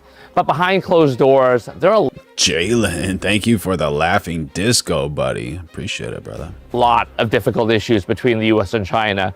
Issues that likely aren't going to be resolved in just a day or two of talking. There's no question that Xi Jinping is going to put pressure on Donald Trump to back away from some of the commitments that the US has made to Taiwan, including arms sales and including rhetorical support for its de facto independence. Did you talk about Taiwan? Great place. Incredible. China's beautiful. Donald Trump arrived with a large entourage of business leaders, including Apple's Tim Cook, Nvidia's Jensen Huang, and Elon Musk of Tesla, SpaceX, and a host of other companies. The message that they're sending is that they still see hope here to open up China, as President Trump has said, and perhaps to rebalance the relationship just a little bit. We also have a couple of notable absences. We don't have Melania Trump, the First Lady. Instead, we have Marco Rubio coming under a different name than he usually uses, in Chinese at least. And that's to get around sanctions that were imposed on him when he was a senator from Florida.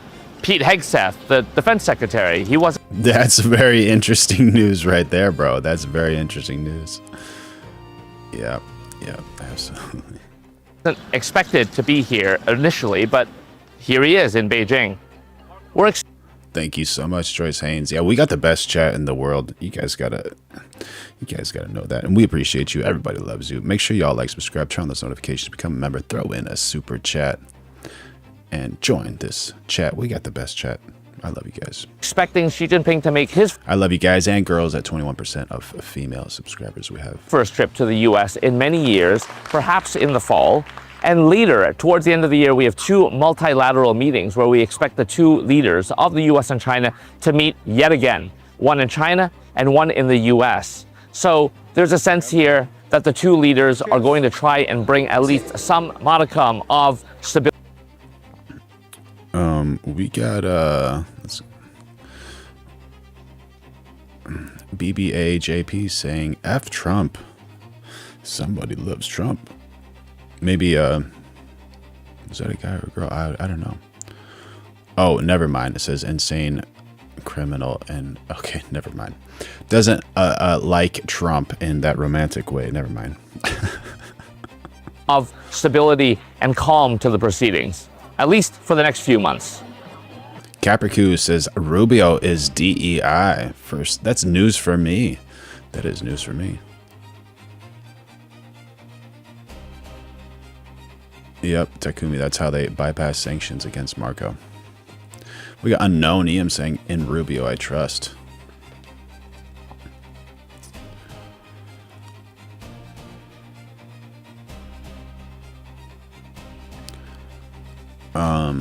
How far does AIPAC go? And do they stay AIPAC or do they change names?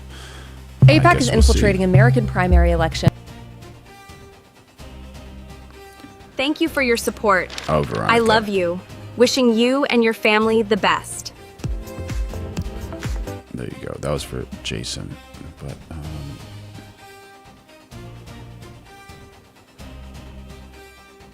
just gotta rearrange this for a sec. One sec, y'all.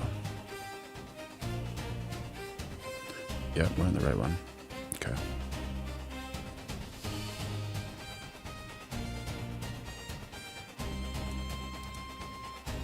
Even more than you might think. And over the course of my primary, AIPAC dumped more than $5 million into my race. But you wouldn't know that by watching their ads. Kat Abu-Ghazaleh says she's a progressive champion. But what do we really know about Kat? Who is the real Kat Abu-Ghazaleh? We don't really know. Chicago Progressive Partnership. Sounds like a nice string of words, right? They probably support left-leaning foreign policy, an arms embargo of Israel's military, an end to the war in Iran. Nope, it's AIPAC. AIPAC's brand has become so politically toxic that even they admit it. So rather than putting their own names on their own... They admit it? How do they admit it? Let's see, girl, let's see. Rokana, U.S. Representative. Received from the pro-Israeli lobby J Street. 209,000. This you, Rokana? Oh, track AIPAC. Interesting. Okay. Admit it. So rather than putting their own names on their own attack ads, they create a series of neutral-sounding shell packs, like Elect Chicago Women and Affordable Chicago Now, all of which serve as vessels for AIPAC's ad buys. And as Politico noted, their ads focus on everything except Israel. It's almost like genocide is unpopular, but you need to get ready to see this all across the country, not just in my race. So far this season, AIPAC has spent tens of millions of dollars. $22 million in Illinois, $2 million in New Jersey, and another $500,000 to defeat Nida Alam in North Carolina, despite her opponent pledging not to take any more AIPAC money. But no matter what state, all of AIPAC's ads, no matter what form they take, operate under generic names to disguise the organization's true intentions. It's like whack-a-mole trying to find these guys. And AIPAC is getting so desperate and so dishonest that they are inventing new ways to deceive you. In my race, AIPAC created and aired positive ads for one of my progressive opponents. Oh, there you go. For one of her opponents who is a Muslim. AIPAC. Who says AIPAC doesn't help Muslims?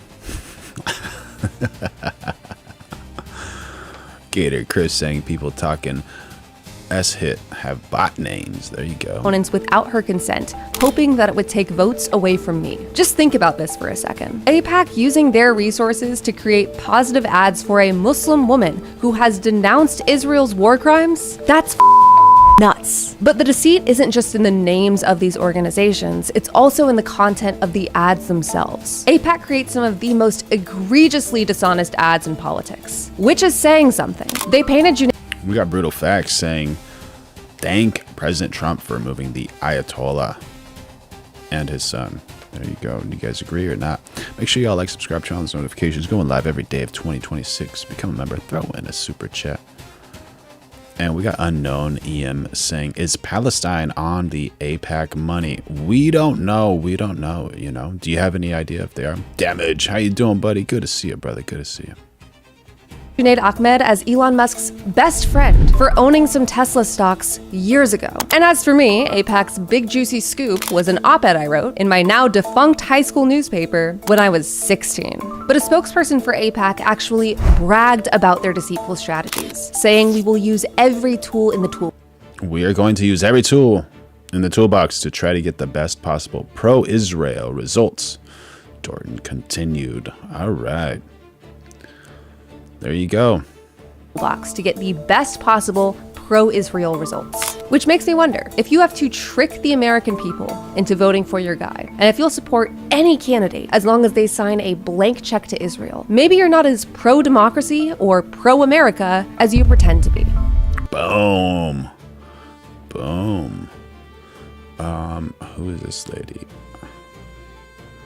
Bushra Amiwala.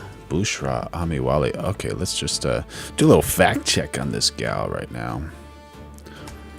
Bushra Amiwala. All right. Yeah, Bushra for Congress. I guess, yeah, that's her.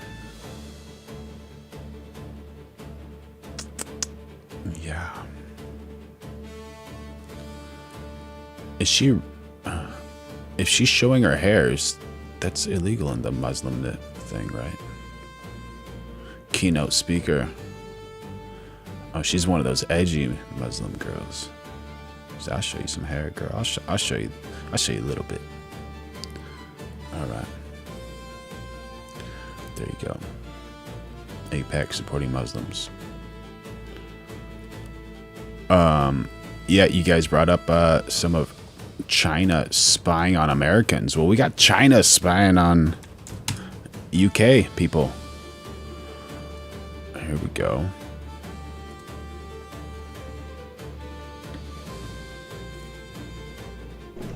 Hello, ma'am. Pouring water. Ma'am, can you open up? We need to investigate the leak. A desperate attempt to lure a wanted woman out of her West Yorkshire flat. Ma'am. We got Salty Bits saying, you have very low information followers. How can my followers become a very high information? Actually, I think I'm trying to be as cool as my followers, man. I got the best followers in the world. Speaking of, make sure you all like, subscribe, turn on those notifications. Going live every day of 2026. Become a member. Throw in a super chat. And there you go. Damage is saying, I'm not trying to smell like corn chips, so I'll pass on a prison visit. But while their outfits might look the part, prosecutors said this was a shadow or unofficial police operation directed by two men now convicted of working for China. Ma'am. Hello? We got Jacob saying, the independent title is so disingenuous. You're just a third party. Okay. If I'm sitting corrected, so if I do something like that, do you think it's better or more wise to just say third party? Can you please open the door? For days they watched and targeted a woman called monicawit. She'd fled from Hong Kong to Pontefract, accused of a multi-million-pound fraud which she denies. Do you really want us to keep knocking on? Yeah, what a natural beauty that girl was. All night? She might get stoned in ME. Oh my god. They tried to coax her out, even using a fake delivery driver with no authority under UK law. They slid a camera under her door to try to see inside. And eventually... Are you talking about Maine? She might get stoned in Maine? They poured in water in what prosecutors said was a plan to capture her. Jurors couldn't decide whether this amounted to foreign interference. But while the spies were watching Monica, they didn't realise they were being followed themselves by MI5. Police swarmed in and arrested them. The group's ringleader, retired Hong Kong Police Superintendent Bill Wen. Prosecutors said the 65-year-old ran the spy operation from his office, working for the Hong Kong government in London. He recruited 38-year-old ex-Met police officer Peter Wai and Matthew Trickett, a former Royal Marine, who used their jobs in borders and immigration to research their targets on Home Office databases. 37-year-old Trickett took his own life before the trial began. But Wen and Wai, who was paid up to £2,000 per month, are the first people to be found guilty of spying for China under the new National Security Act. Among their many targets, China skeptic MPs like Ian Duncan Smith. But their main focus was Hong Kong exiles living in the UK, wanted by China after the crackdown on pro-democracy demonstrations in 2019. Can't burn a Chinese flag in UK, bro. Cannot. No freedom of speech over there if the Chinese is after you. They included activist Nathan Law, who the spies filmed going into the Oxford Union to give a speech in 2023. The group also targeted Labour. That's right. Please hit the like button, y'all, from LesPower9. Make sure you like, subscribe, turn on those notifications. Go live every day of 2026. Become a member. Throw in a super chat. Campaigner Christopher Mung. Hong Kong authorities have offered £100,000 for any tip-offs leading to his capture. I didn't realize that I was being targeted by the spies. I feel not safe, even though I'm not based in Hong Kong anymore. Even though I'm living in the UK, whenever I go out, I have to bring my personal alarm. I have to be alerted about the suspicious people approaching me. I have to concern about the safety of my family. So while dissidents like Christopher welcome today's convictions, they say the UK government must do more to protect the exiles who've made Britain their home, and to keep pursuing those who threaten them. Yeah, man. So not even in UK you're safe from the Chinese spies, bro. It's sad one of those guys just decided to extinguish himself, right? That's not cool, man. That's not cool. You got to be in a better job if you're thinking about doing that. You guys are talking about Island Man? You want to know about Island Man? We got a little information about Mr. Island Man. We can show you that stuff right now, man. But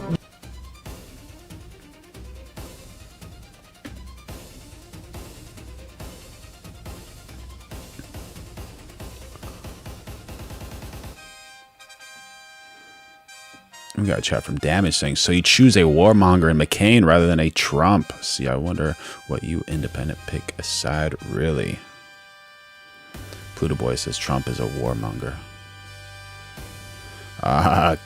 Capiku's ready for this one. Etsy, I read your comments, buddy. Oh, the last one. They are so consumed with hate that they can't operate in an orientation of logic and reason. It's all feelings, and the feelings are anger and hate. Etsy TV. There you go. There you go. there was a new leaked document. Epstein had a roadmap called What If I Get Caught? This is an email from May. What if I get caught? Interesting.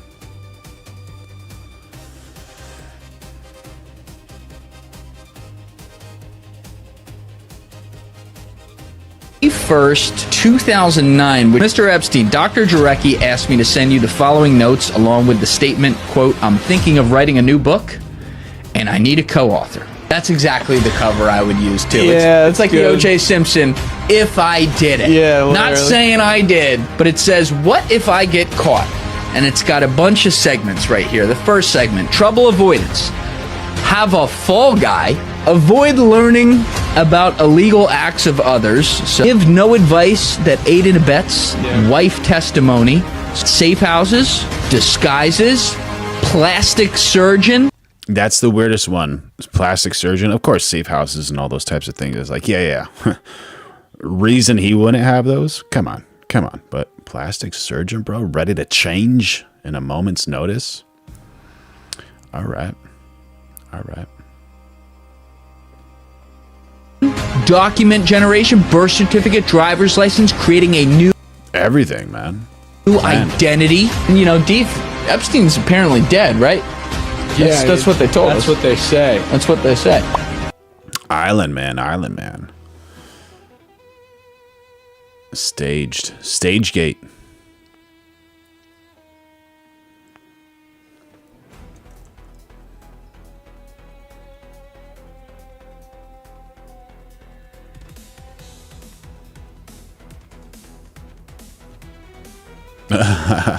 Island man is doing that to chicks in Israel as we speak, bro. There you go.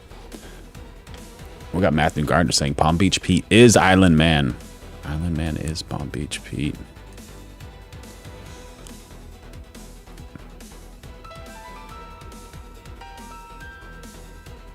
We just got to do a shout out now to some of our heroes out there. Some of the heroes. Incredible heroes. Check this out, man. This is for the incredible heroes out there.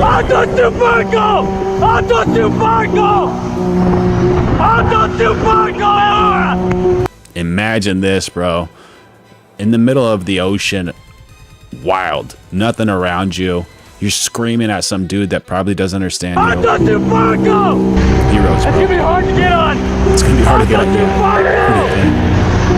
Look at this, waters, and that's not warm, cool, cold. That's cold water, man. Cold water, overcast seas, low visibility.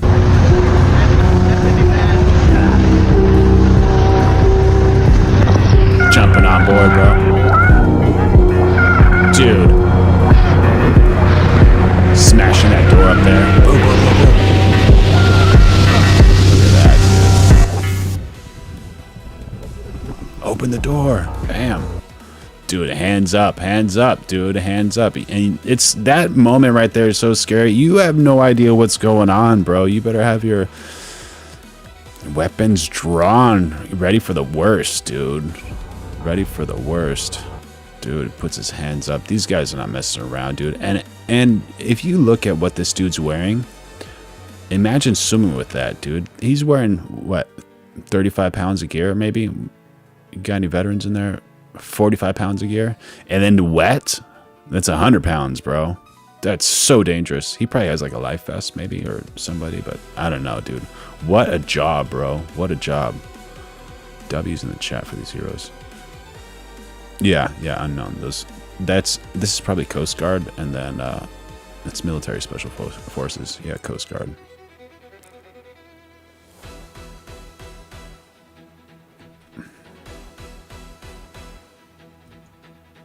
Yeah, dude, that's so gnarly, dude. Just so gnarly.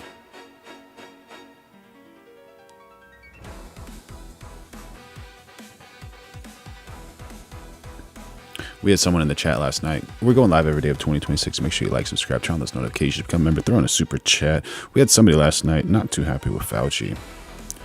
And we got some Fauci news right here, buddy. Let's see what's going on. Says the intelligence community engaged in a cover-up of the COVID-19 pandemic origins. James Erdman was told a Senate committee today that the key medical advisor during the crisis was in on it.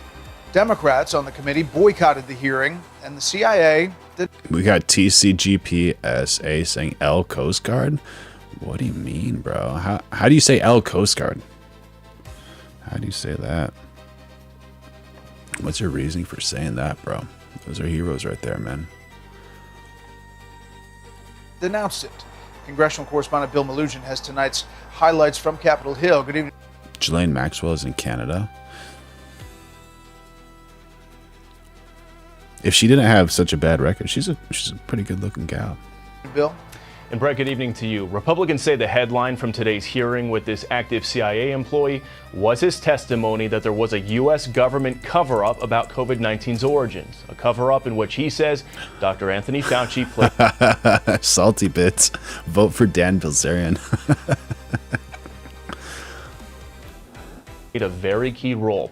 James Erdman testified that back in August of 2021, right as the U.S. intel community was about to determine that COVID-19 had leaked from a Chinese lab, Dr. Fauci injected himself into those conversations. Never mind. I thought I saw a picture of Ghislaine that I was like, oh, dude, she's kind of fiery. But now I'm looking at her pictures. I don't know, man. I might need to take that back.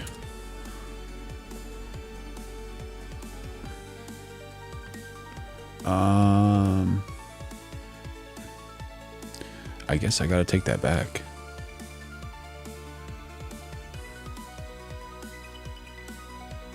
Never mind. Yeah.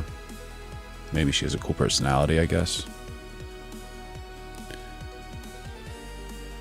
Oh, she's got that dad. She's got her dad, right? Her dad is that was the wild card into her career. Her dad was a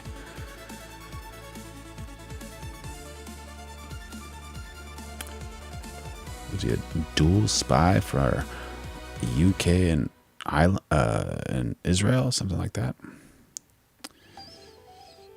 Yeah, pretty wild, dude.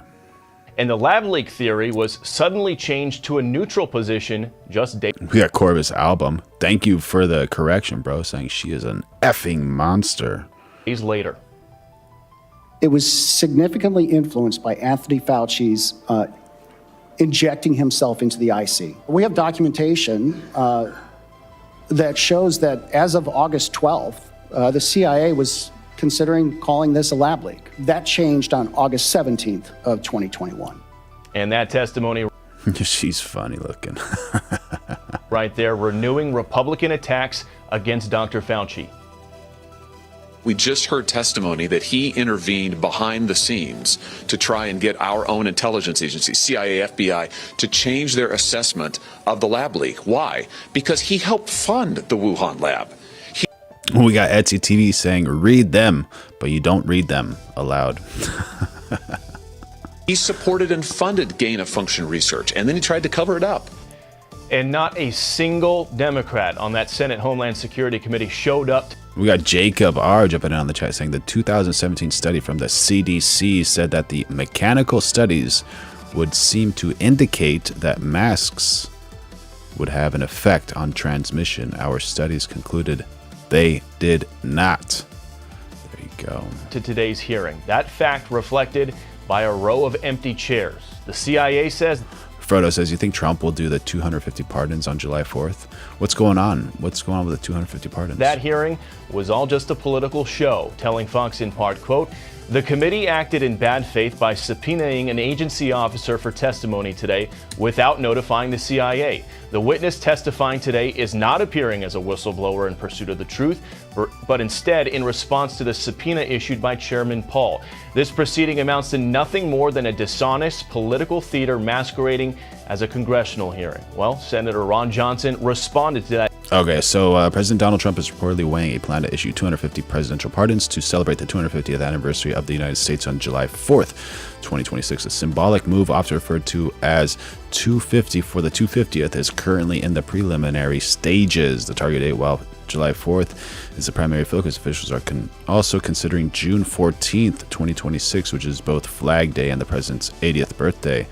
Purpose, the aim is to mark the nation's semi-quincentennial with high visibility symbolic clemency actions. No final decisions have been made, and internal White House discussions are ongoing regarding the selection process. There you go. There you go. Very cool. Thank you for the info, buddy. That CIA claim in the middle of the hearing. I'm calling on CIA Director Radcliffe and this person to apologize to Chairman Paul and this committee. This is not political. Mark Thomas jumping on the chat with some heat saying this Shole has blood on his hands. There you go. Are you talking about Fauci? Who are you talking about, buddy? Thank you for your chat. We're going live every day of 2026. So make sure you like, subscribe, turn on those notifications, become a member, throw in a super chat. Theater. The CIA employee also testified that he knows of Pardon, Joe Exotic. at least 2,000 class. Mark Thomas says yes. Okay. Yeah, bro. I think a lot of people agree with you. A lot of people. What would be like the ideal poll we could run about Fauci? Classified documents related to the origins of COVID-19 that he says DNI Chief Tulsi Gabbard is right now. Tulsi Gabbard. She's cute. Jacob R says the study was called the study of non-pharmaceutical interventions and their effectiveness on influenza and influenza-like illnesses. Trying to get released to the public. And Brett, we do want to point out, we did reach out to Dr. Anthony Fauci's team this evening to get his response to what that whistleblower. Frodo Blaggins, you know what I think is patriotic, letting 250 convicted criminals out of prison. Who the hell thinks like that? Well, what if they're wrongly convicted? Said we are waiting for a response as of right now. We'll send it back to you. Continue to follow it. Bill, thank you. Be sure to like and subscribe. Why? Because he helped fund the Wuhan lab. He supported and funded gain-of-function research, and then he tried to cover it. Supported and gained. Supported and gained. We got Les Paul COVID plus booster caught it while in the hospital. Those bastards. Goodness gracious. Yeah, Gator Chris agrees with me. Gator Chris says, I always thought Tulsi and Luna were hotties. Luna. Don't know about you, but I value due process. Coming from Jacob R. There you go.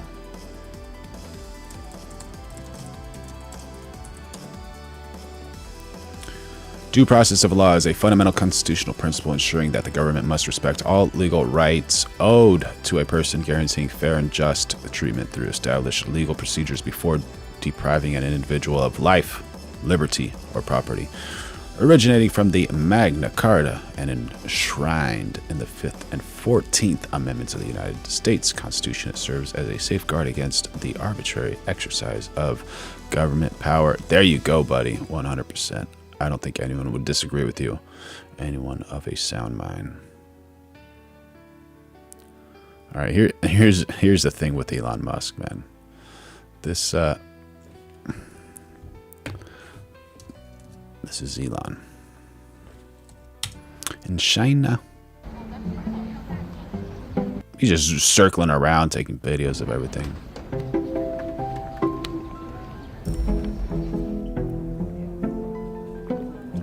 We got someone saying deport Elon. What do you mean? What did Elon do, man? Here he is with Applecook. You know, Elon and Applecook went to that semiconductor manufacturer over there in Taiwan, most likely. Oh, he's making some faces, having fun.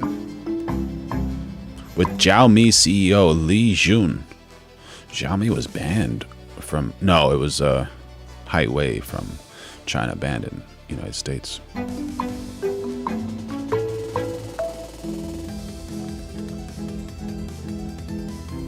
That's cool, he brought his kid. Good papa right there.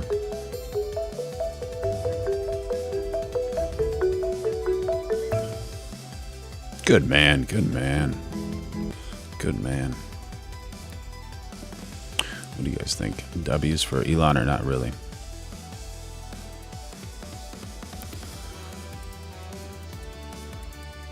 And we got Tucker just jumping on the Trump hate train right now, man. He's not too happy about it. He's not happy about it at all, man. Joe Kent's wife was killed as a CIA officer in Syria. What was she doing there? She was sent there by the Trump administration to fight another. Joe Kent and Joe Kent's wife, heroes. May Joe Kent's wife, you know, rest in peace. We got Damage saying W's for Elon. There you go. We got Kapiku saying F you, Elon. There you go. Another one of Israel's wars. So it's a decision that Donald Trump made that got Joe Kent's wife killed. That's a fact. And now Trump is attacking the guy for getting remarried after that wife is killed, serving his administration? Donald Trump cheated on his wife, Ivana Trump, with Marla Maples. It was Marla Maples? Was it worth it?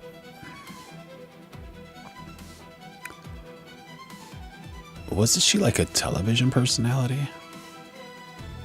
Actress, American actress. Okay. Here they are right here.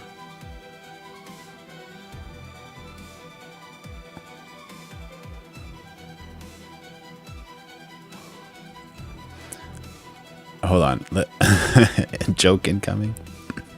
Administration? Donald Trump cheated on his wife, Ivana Trump. What did Ivana Trump do to Donald Trump? Why did she force Donald Trump to do this? How dare her, bro? With Marla Maples, it was extremely infamous. How dare he criticize these honorable men who lost their wives for finding love years later? It's truly gall. There you go, bro. There you go.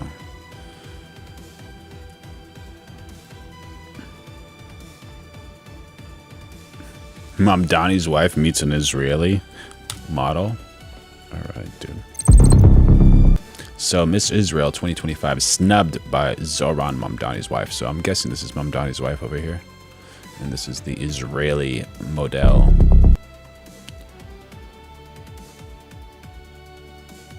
There you go. There's a smile. The pair met unexpectedly at a cafe in Brooklyn.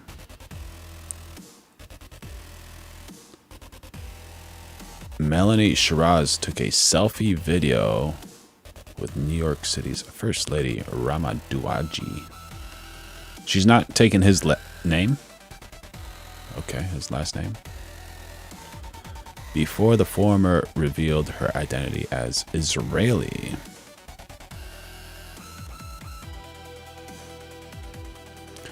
Douaji then refused to speak with her.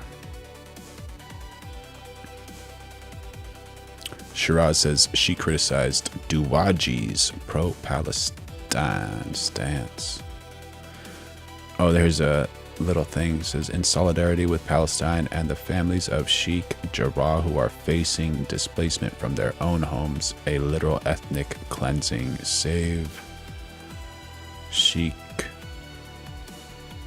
Jarrah.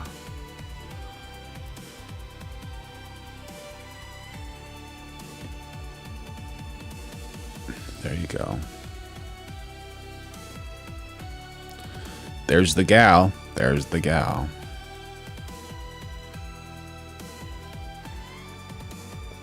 Miss Israel. All right. What do you think? Think she deserves Miss Israel? You got magicians saying feudalism is freedom.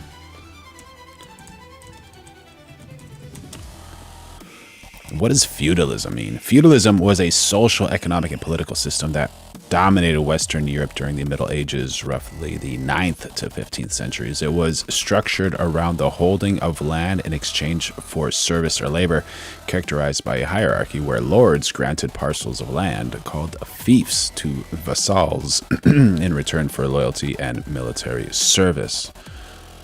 There you go. It was a response to capitalism is freedom. Ah, all right, cool. Thank you, buddy.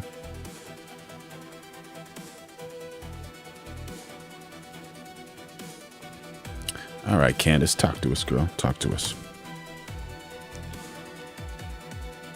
You can't if you're muted, right? While I didn't think that he was equipped, I didn't think he had the experience. What was more important were the things that I never thought during that time. Not once did I say to myself, he shouldn't be the president because he's a racist. I'm talking about Trump. And yet overnight, this man who nobody had an issue with, he was on the main stage for decades, a celebrity for decades. Overnight, I watched the left call this man a racist, a sexist, a misogynist. And that's how I got started, because the left overplayed their hand. Because I said to myself, something's not right. So fast, so swift, and they're calling him all of these names. And I asked myself, is it plausible that racism is now being used as a theme to turn black people into single-issue voters? Is it plausible that sexism is now being used as a theme to You got Salty Bits saying Joe Kent is a good man. There you go. turn women into single-issue voters? And of course, the answer was Gator Chris says there's a conspiracy with Elon Musk's kid, with what Elon Musk's kid said in the microphone. I think it's a nothing burger, but it's going viral. There you go. yes.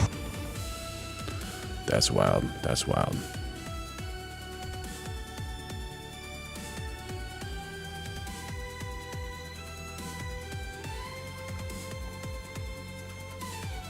All right, so this is some different type of news. This is a SWAT team responds to a man. Man's third bank robbery. Dude is trying to make it a profession. Red County 911. Hey, this is Jesse at American Bank on Memorial Drive. We were just robbed. Do you know who they were? What were they wearing? No. They were wearing a gray hoodie and a black hat, and he had a blue mask on. Could you tell if he was black or white? He was white. Did you see if he got in a car or which way he went? Did he have any weapons with him? We did not see which way he went. On September 9th, 2022, in Waycross, Georgia, during the early hours of the morning, a robbery inside Ameris Bank would set off a chain of events, taking investigators from stolen cash to a dangerous hostage situation where every second would matter in a case that would ultimately be investigated by the FBI. 449,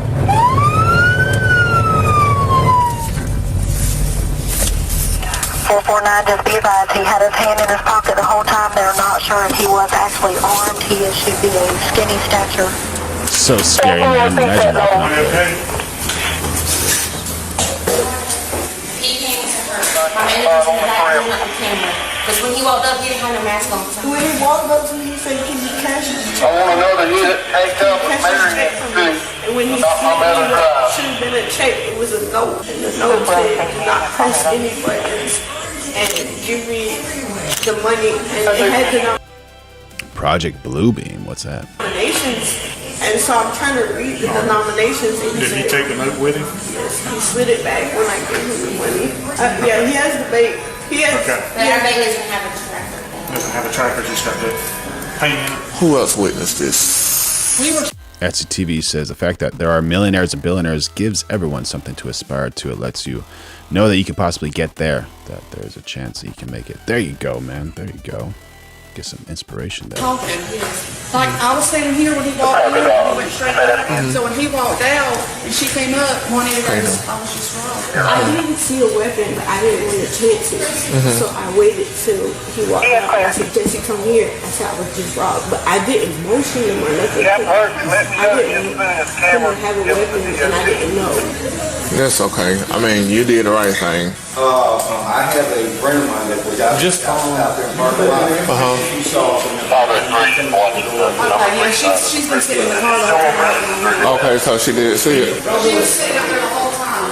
Oh, okay. He come running out here. Thank you, Gator Chris. So, Project Bluebeam is a fringe conspiracy theory that posits a secret cabal is plotting to establish a totalitarian New World Order. It claims elites will use advanced satellite and holographic technology to fake alien invasions and a technological simulated second coming of most religious figures. There you go. Oh yeah, I heard about that about 5 or 6 years ago. Across over there, there's a little gray color 4-door car with a stoop on the back. He went running this way. He's about this tall, had dark clothing and a mask on. That's all his seats. Hey, a gray 4-door car with a scoop on the trunk went inbounds. All right, thank you, ma'am. You're welcome. Cap, do you want me to go see if they got camera footage over at Sonic's? There you go. We got Jason Beatrice saying Judge Joe Brown, Reverend Jackson, and Mike Tyson all said Trump is not a racist. I believe them over some peasant online. There you go, bro. What time do y'all open? Okay. Is it? Okay, I see a camera there.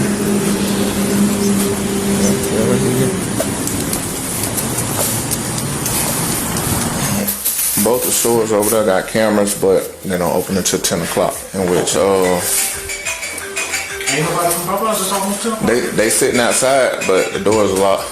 That look like gonna be your best angle to get a tag because it's got cameras that look like it face towards. So I think somebody just pulled up at Sonic's too, so we might be able to see this. So you can make contact with the 43 for Sumit and on my warrant. How you doing, sir? What about you? I'm doing great.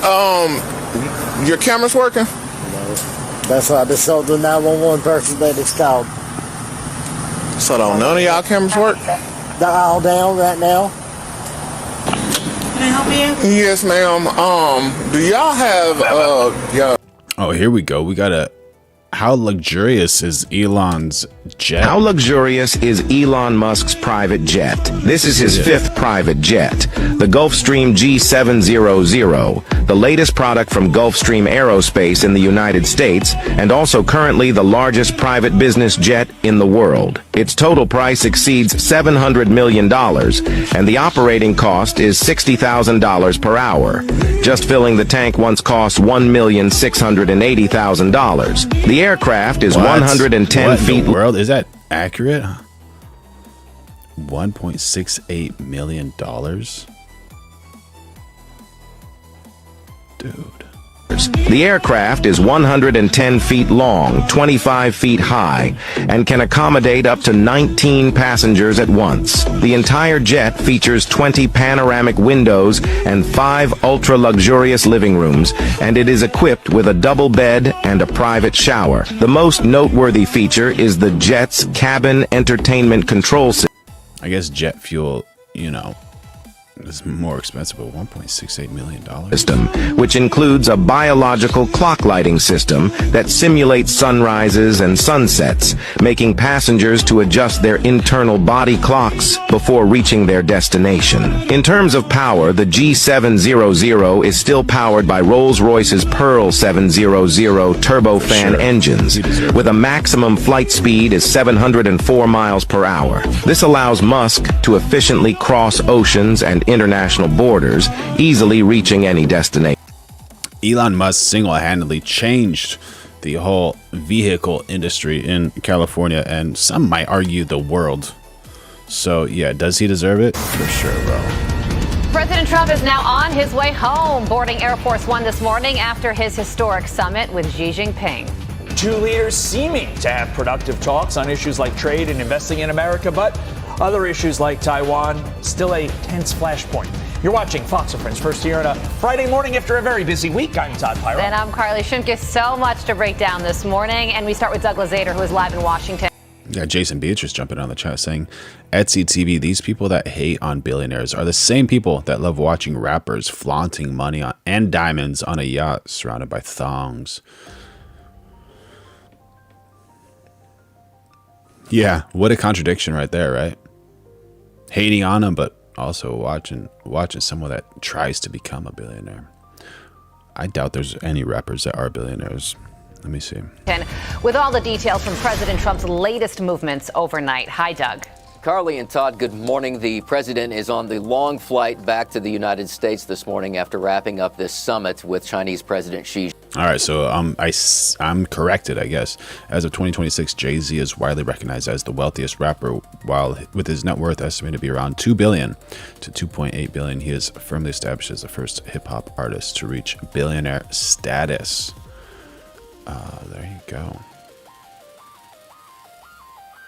Xi Jinping, he's already touting new trade deals and says Xi has offered to help end the war in Iran, but other issues remain unresolved. Let's start with Iran.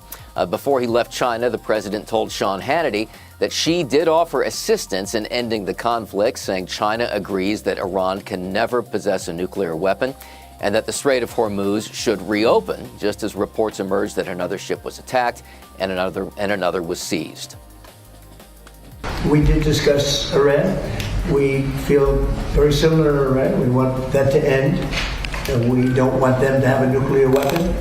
We want the straits open. We're closing it now. I mean, they closed it, then we closed it on top of them.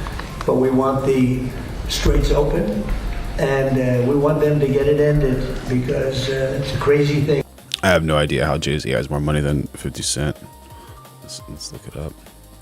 They're a little bit crazy, and it's no good. Can't have it. They cannot have a nuclear weapon. And the president says he got a commitment that China would not. I think it could be because of how long Jay-Z has been doing it, and then also with like his record label that he had. So allegedly, yes, Jay-Z has definitely more than 50 Cent. 50 Cent's worth is estimated to be around 40 million to 100 million, while Jay-Z is 2.5 to 2.8 billion. Give Iran what he called military equipment. When you say support, yeah, like Rihanna and those types of things. Oh, thank you, Salty Bits. Happy to have you on, buddy. they're not fighting a war with us or anything. No. He said he's not going to give military equipment. That's a big statement. He said that today. That's a big statement. He said that strongly. But at the same time, he said, you know. There we go. Jason Beatrice says China also agreed to certain sanctions, like Iran cannot charge shipping. They buy a lot of their oil deal there, and they'd like to keep doing that. And the president... Jacob R. says that's because Jay-Z was tight with P. Diddy. Yeah. Really wanted to focus on new deals with China, including the sales of Boeing aircraft, soybeans, and other American goods. But she said very early on that the number one issue between the U.S. and China was Taiwan, the independently governed island that China lays claim to.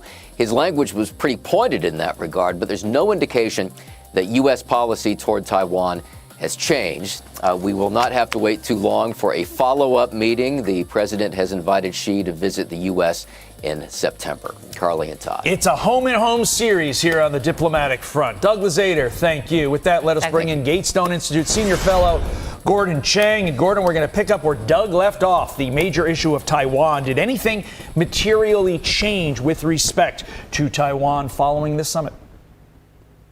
One word answer, no. It was very clear. Although Xi Jinping issued those very stark words, Secretary of State Rubio was very clear. U.S. policy has not changed. And so I think we're going to see very little in the way of China action on Taiwan. The problem... You got Capicu disclaimers saying Trump golfed more in 4 years than Obama golfed and played basketball in 8. Here for Xi Jinping is that his military is not ready to invade, and the United States is standing firm. The people in Taiwan, they want good relations with Beijing, but they don't self-identify as Chinese. They see themselves as Taiwanese. I think the status quo will continue. And the status quo is great for the United States, it's great for Taiwan, and it's great for the free world. You mentioned Secretary of State Marco Rubio talking about the United States' current stance when it comes to Taiwan. Here he is doing just that. Yeah, girl. U.S. policy on the issue of Taiwan is unchanged as of today and as of the meeting that we had here today. It was raised. They always raise it on their side. We always make clear our position, and we move on to the other topic. I think China's preference is probably to have Taiwan willingly, voluntarily join them. We think it would be a terrible mistake to force that through force or anything of that nature. There would be repercussions for that globally, not just from the United States. There was an $11 billion arms sale, Gordon, that was approved in December, has not yet been fulfilled. Another $14 billion one that's awaiting approval. These weapons would be sold. This woman looks gorgeous. There you go, real woman. Yeah. W's in the chat for real women. Fox News has better looking female news ladies than a lot of the other ones. Let me know if I'm wrong. So we got I identify as a independent. Number one, 42%, then Republican, 35%, Democrat, 23%. Yeah, W's in the chat for this girl. To Taiwan. I'm sure that one of Xi Jinping's goals was to make sure that this arms sale doesn't go through. So what is the You got Trump surfing the internet all night. There you go. What does President Trump do here regarding these arms? We're just going to have to wait and see. And that really is the answer for most issues following this summit. You know, Carly, most summits are canned. Everything is decided before the foreign leader arrives in Beijing. Yeah. This one wasn't. Gator Chris says Central and South American weather ladies are ridiculous. Seriously, dude. Seriously. And some of their outfits are spot on. Very nice. Very nice. Very revealing. Especially if it's hot weather. There was actually work done in those discussions among Chinese and U.S. officials. So I think what we're going to see going on are a number of announcements. There you go. It's TV says the lefties were fine with Elon Musk until he joined with Trump. All you have to do is turn against Trump and then they love you. Yeah. And what's so funny is like those people that are driving the Teslas, but they're like, I love my Tesla, but I hate Elon. It's like, oh, man.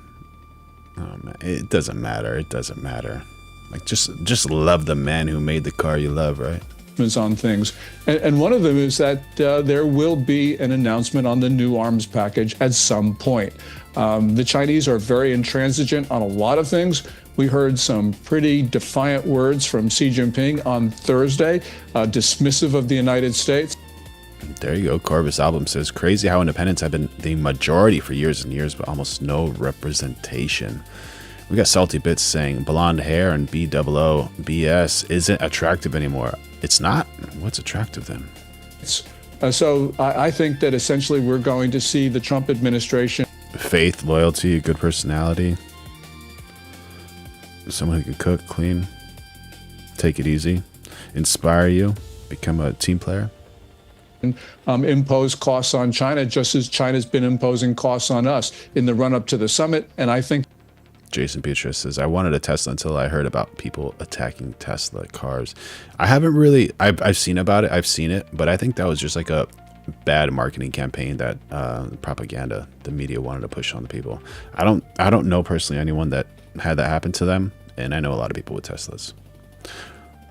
That will continue afterwards. The competition continues, and this is going to be, I think, good for the United States. Gordon, I'm trying to view Taiwan through the lens of the average American, because we always talk about it in the abstract. The average American, you're told you need to care about Taiwan. But why? Why should the DCC says Tesla's a junk. Honestly, what do you mean?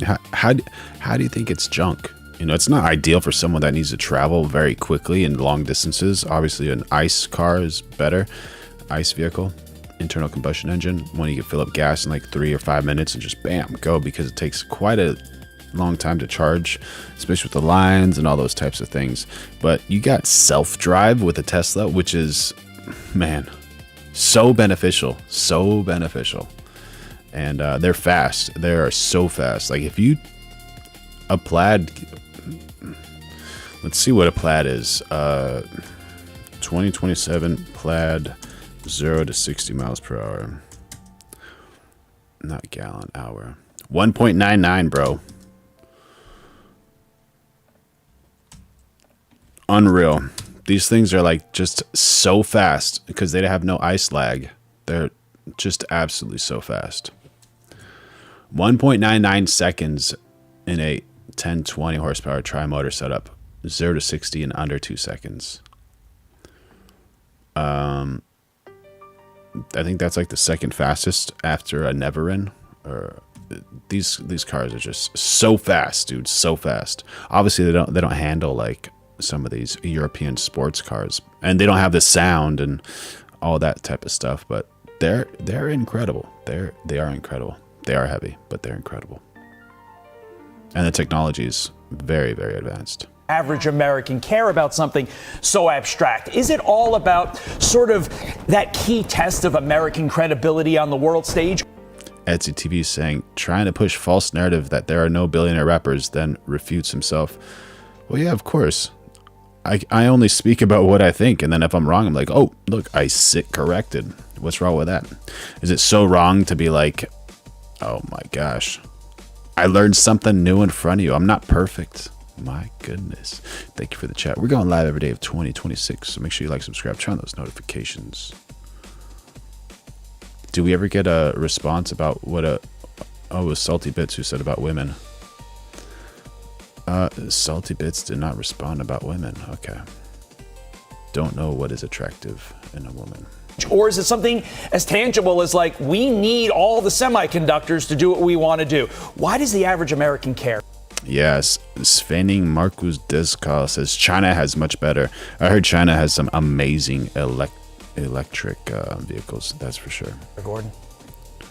Okay, first of all, one Taiwanese company makes 92% of the world's most sophisticated semiconductors.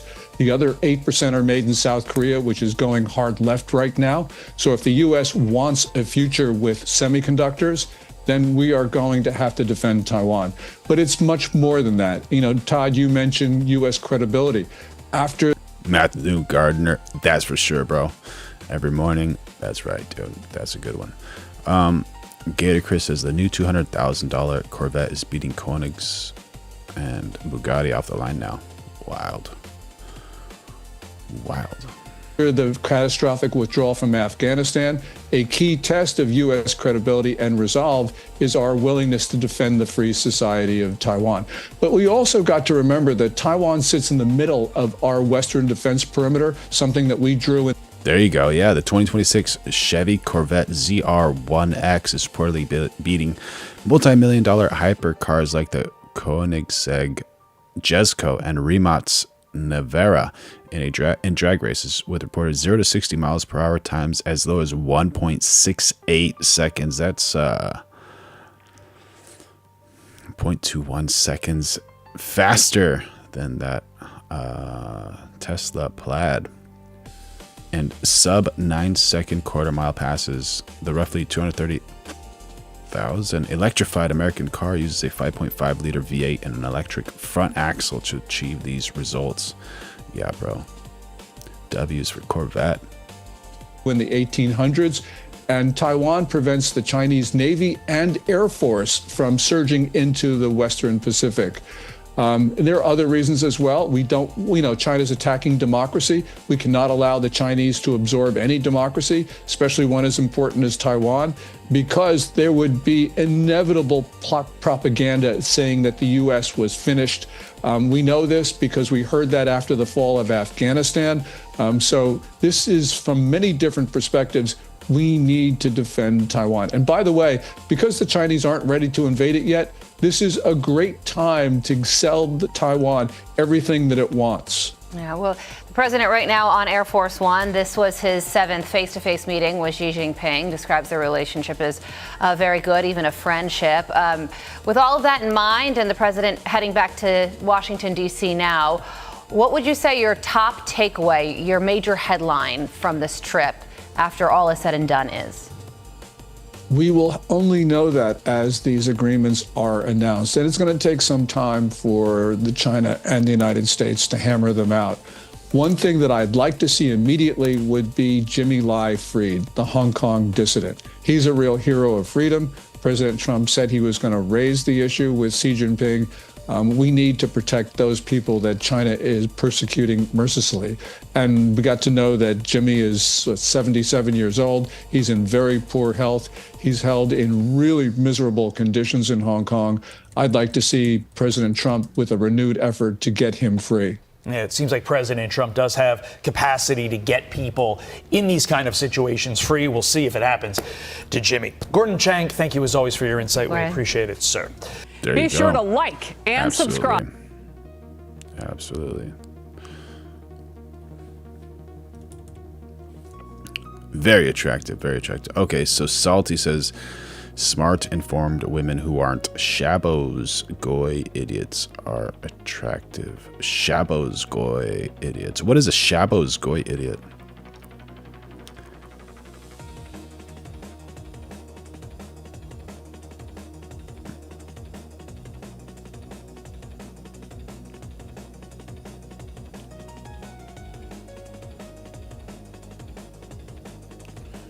Jason Beecher says the same reason we need to defend Taiwan is the same reason we need Israel. Israel is more important in my opinion. There you go. What do you think, chat? Agree, disagree? We got a Nick Fuentes in the chat. There you go. Nick, how you doing, buddy? What's going on? What's going on?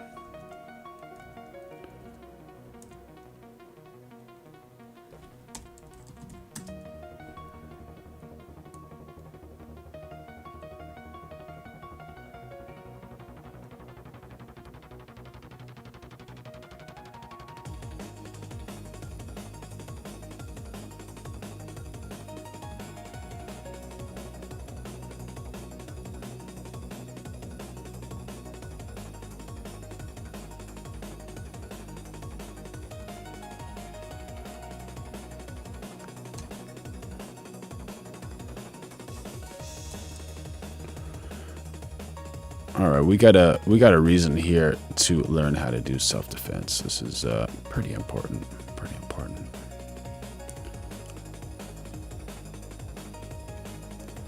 Let's see if we can get a good frame over here.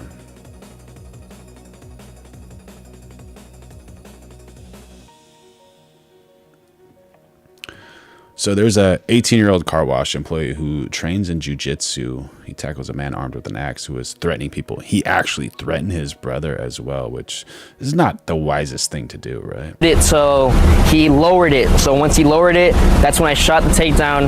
Bam. And I got on top of him and I controlled the situation. It was closing time Sunday night at this car wash off State Road 200 southwest of Ocala. There were only a handful of employees, most of them teens, including Pino's younger brother. I heard him yelling at my brother. I saw him look at my Okay, Salty, I'll watch some of those. Thank you, buddy. brother, and that's when I got I felt the adrenaline come in because I knew he wasn't gonna do something. There you go. Family is number one. Don't let somebody mess with your brother. Right there. Pow pow. He wasn't going to do something good. Workers at the car wash say the suspect, Bryce Thayer, is not a complete stranger to them. They say he'd sit at the street corner to panhandle in recent weeks and was kicked off property earlier that day. Watch the videos! Watch it, please! We're gonna love to. Thayer kept running his mouth as deputies cuffed him. Get on your knees. Get on your knees. Hey, can I say something? Nope, get on your knees. Nope. I do! Deputies say Thayer was also carrying a meth pipe. His black and blue mugshot shows Pino did some damage. Did some work, bro. There you go. There's some people that are just idiots, man. Just unreal, right?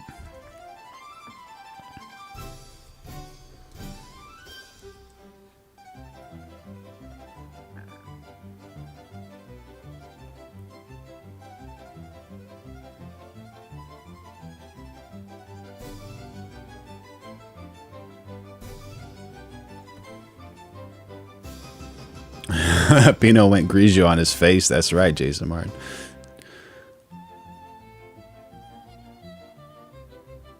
Shaboskoy. I gotta check that out. That sounds funny.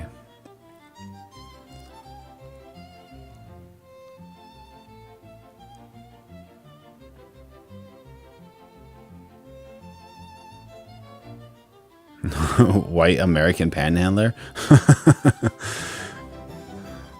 There you go. There you go. Yeah, everyone missed you, Jason Martin. What are you doing, buddy? Where you been, dude? All right, y'all. We're going live every day of 2026. So make sure you like, subscribe, turn on those notifications. Throw in a super chat. Become a member. Yeah, so we're going to wrap the stream up there.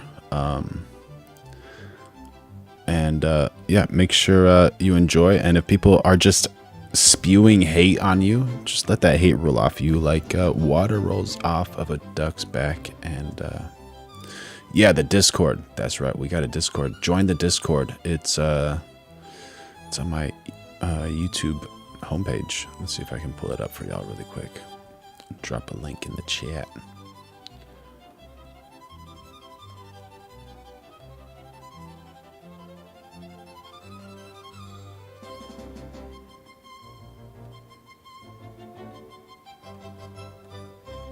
Later, Chris. Later, Chris. See you guys. See all of you later. Oh, why am I not allowed to copy this?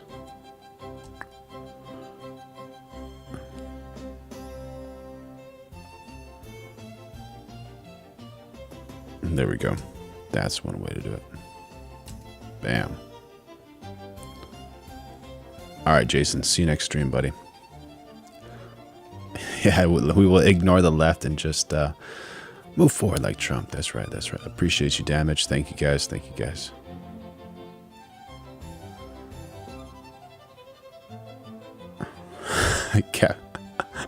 Thank you, Les Paul.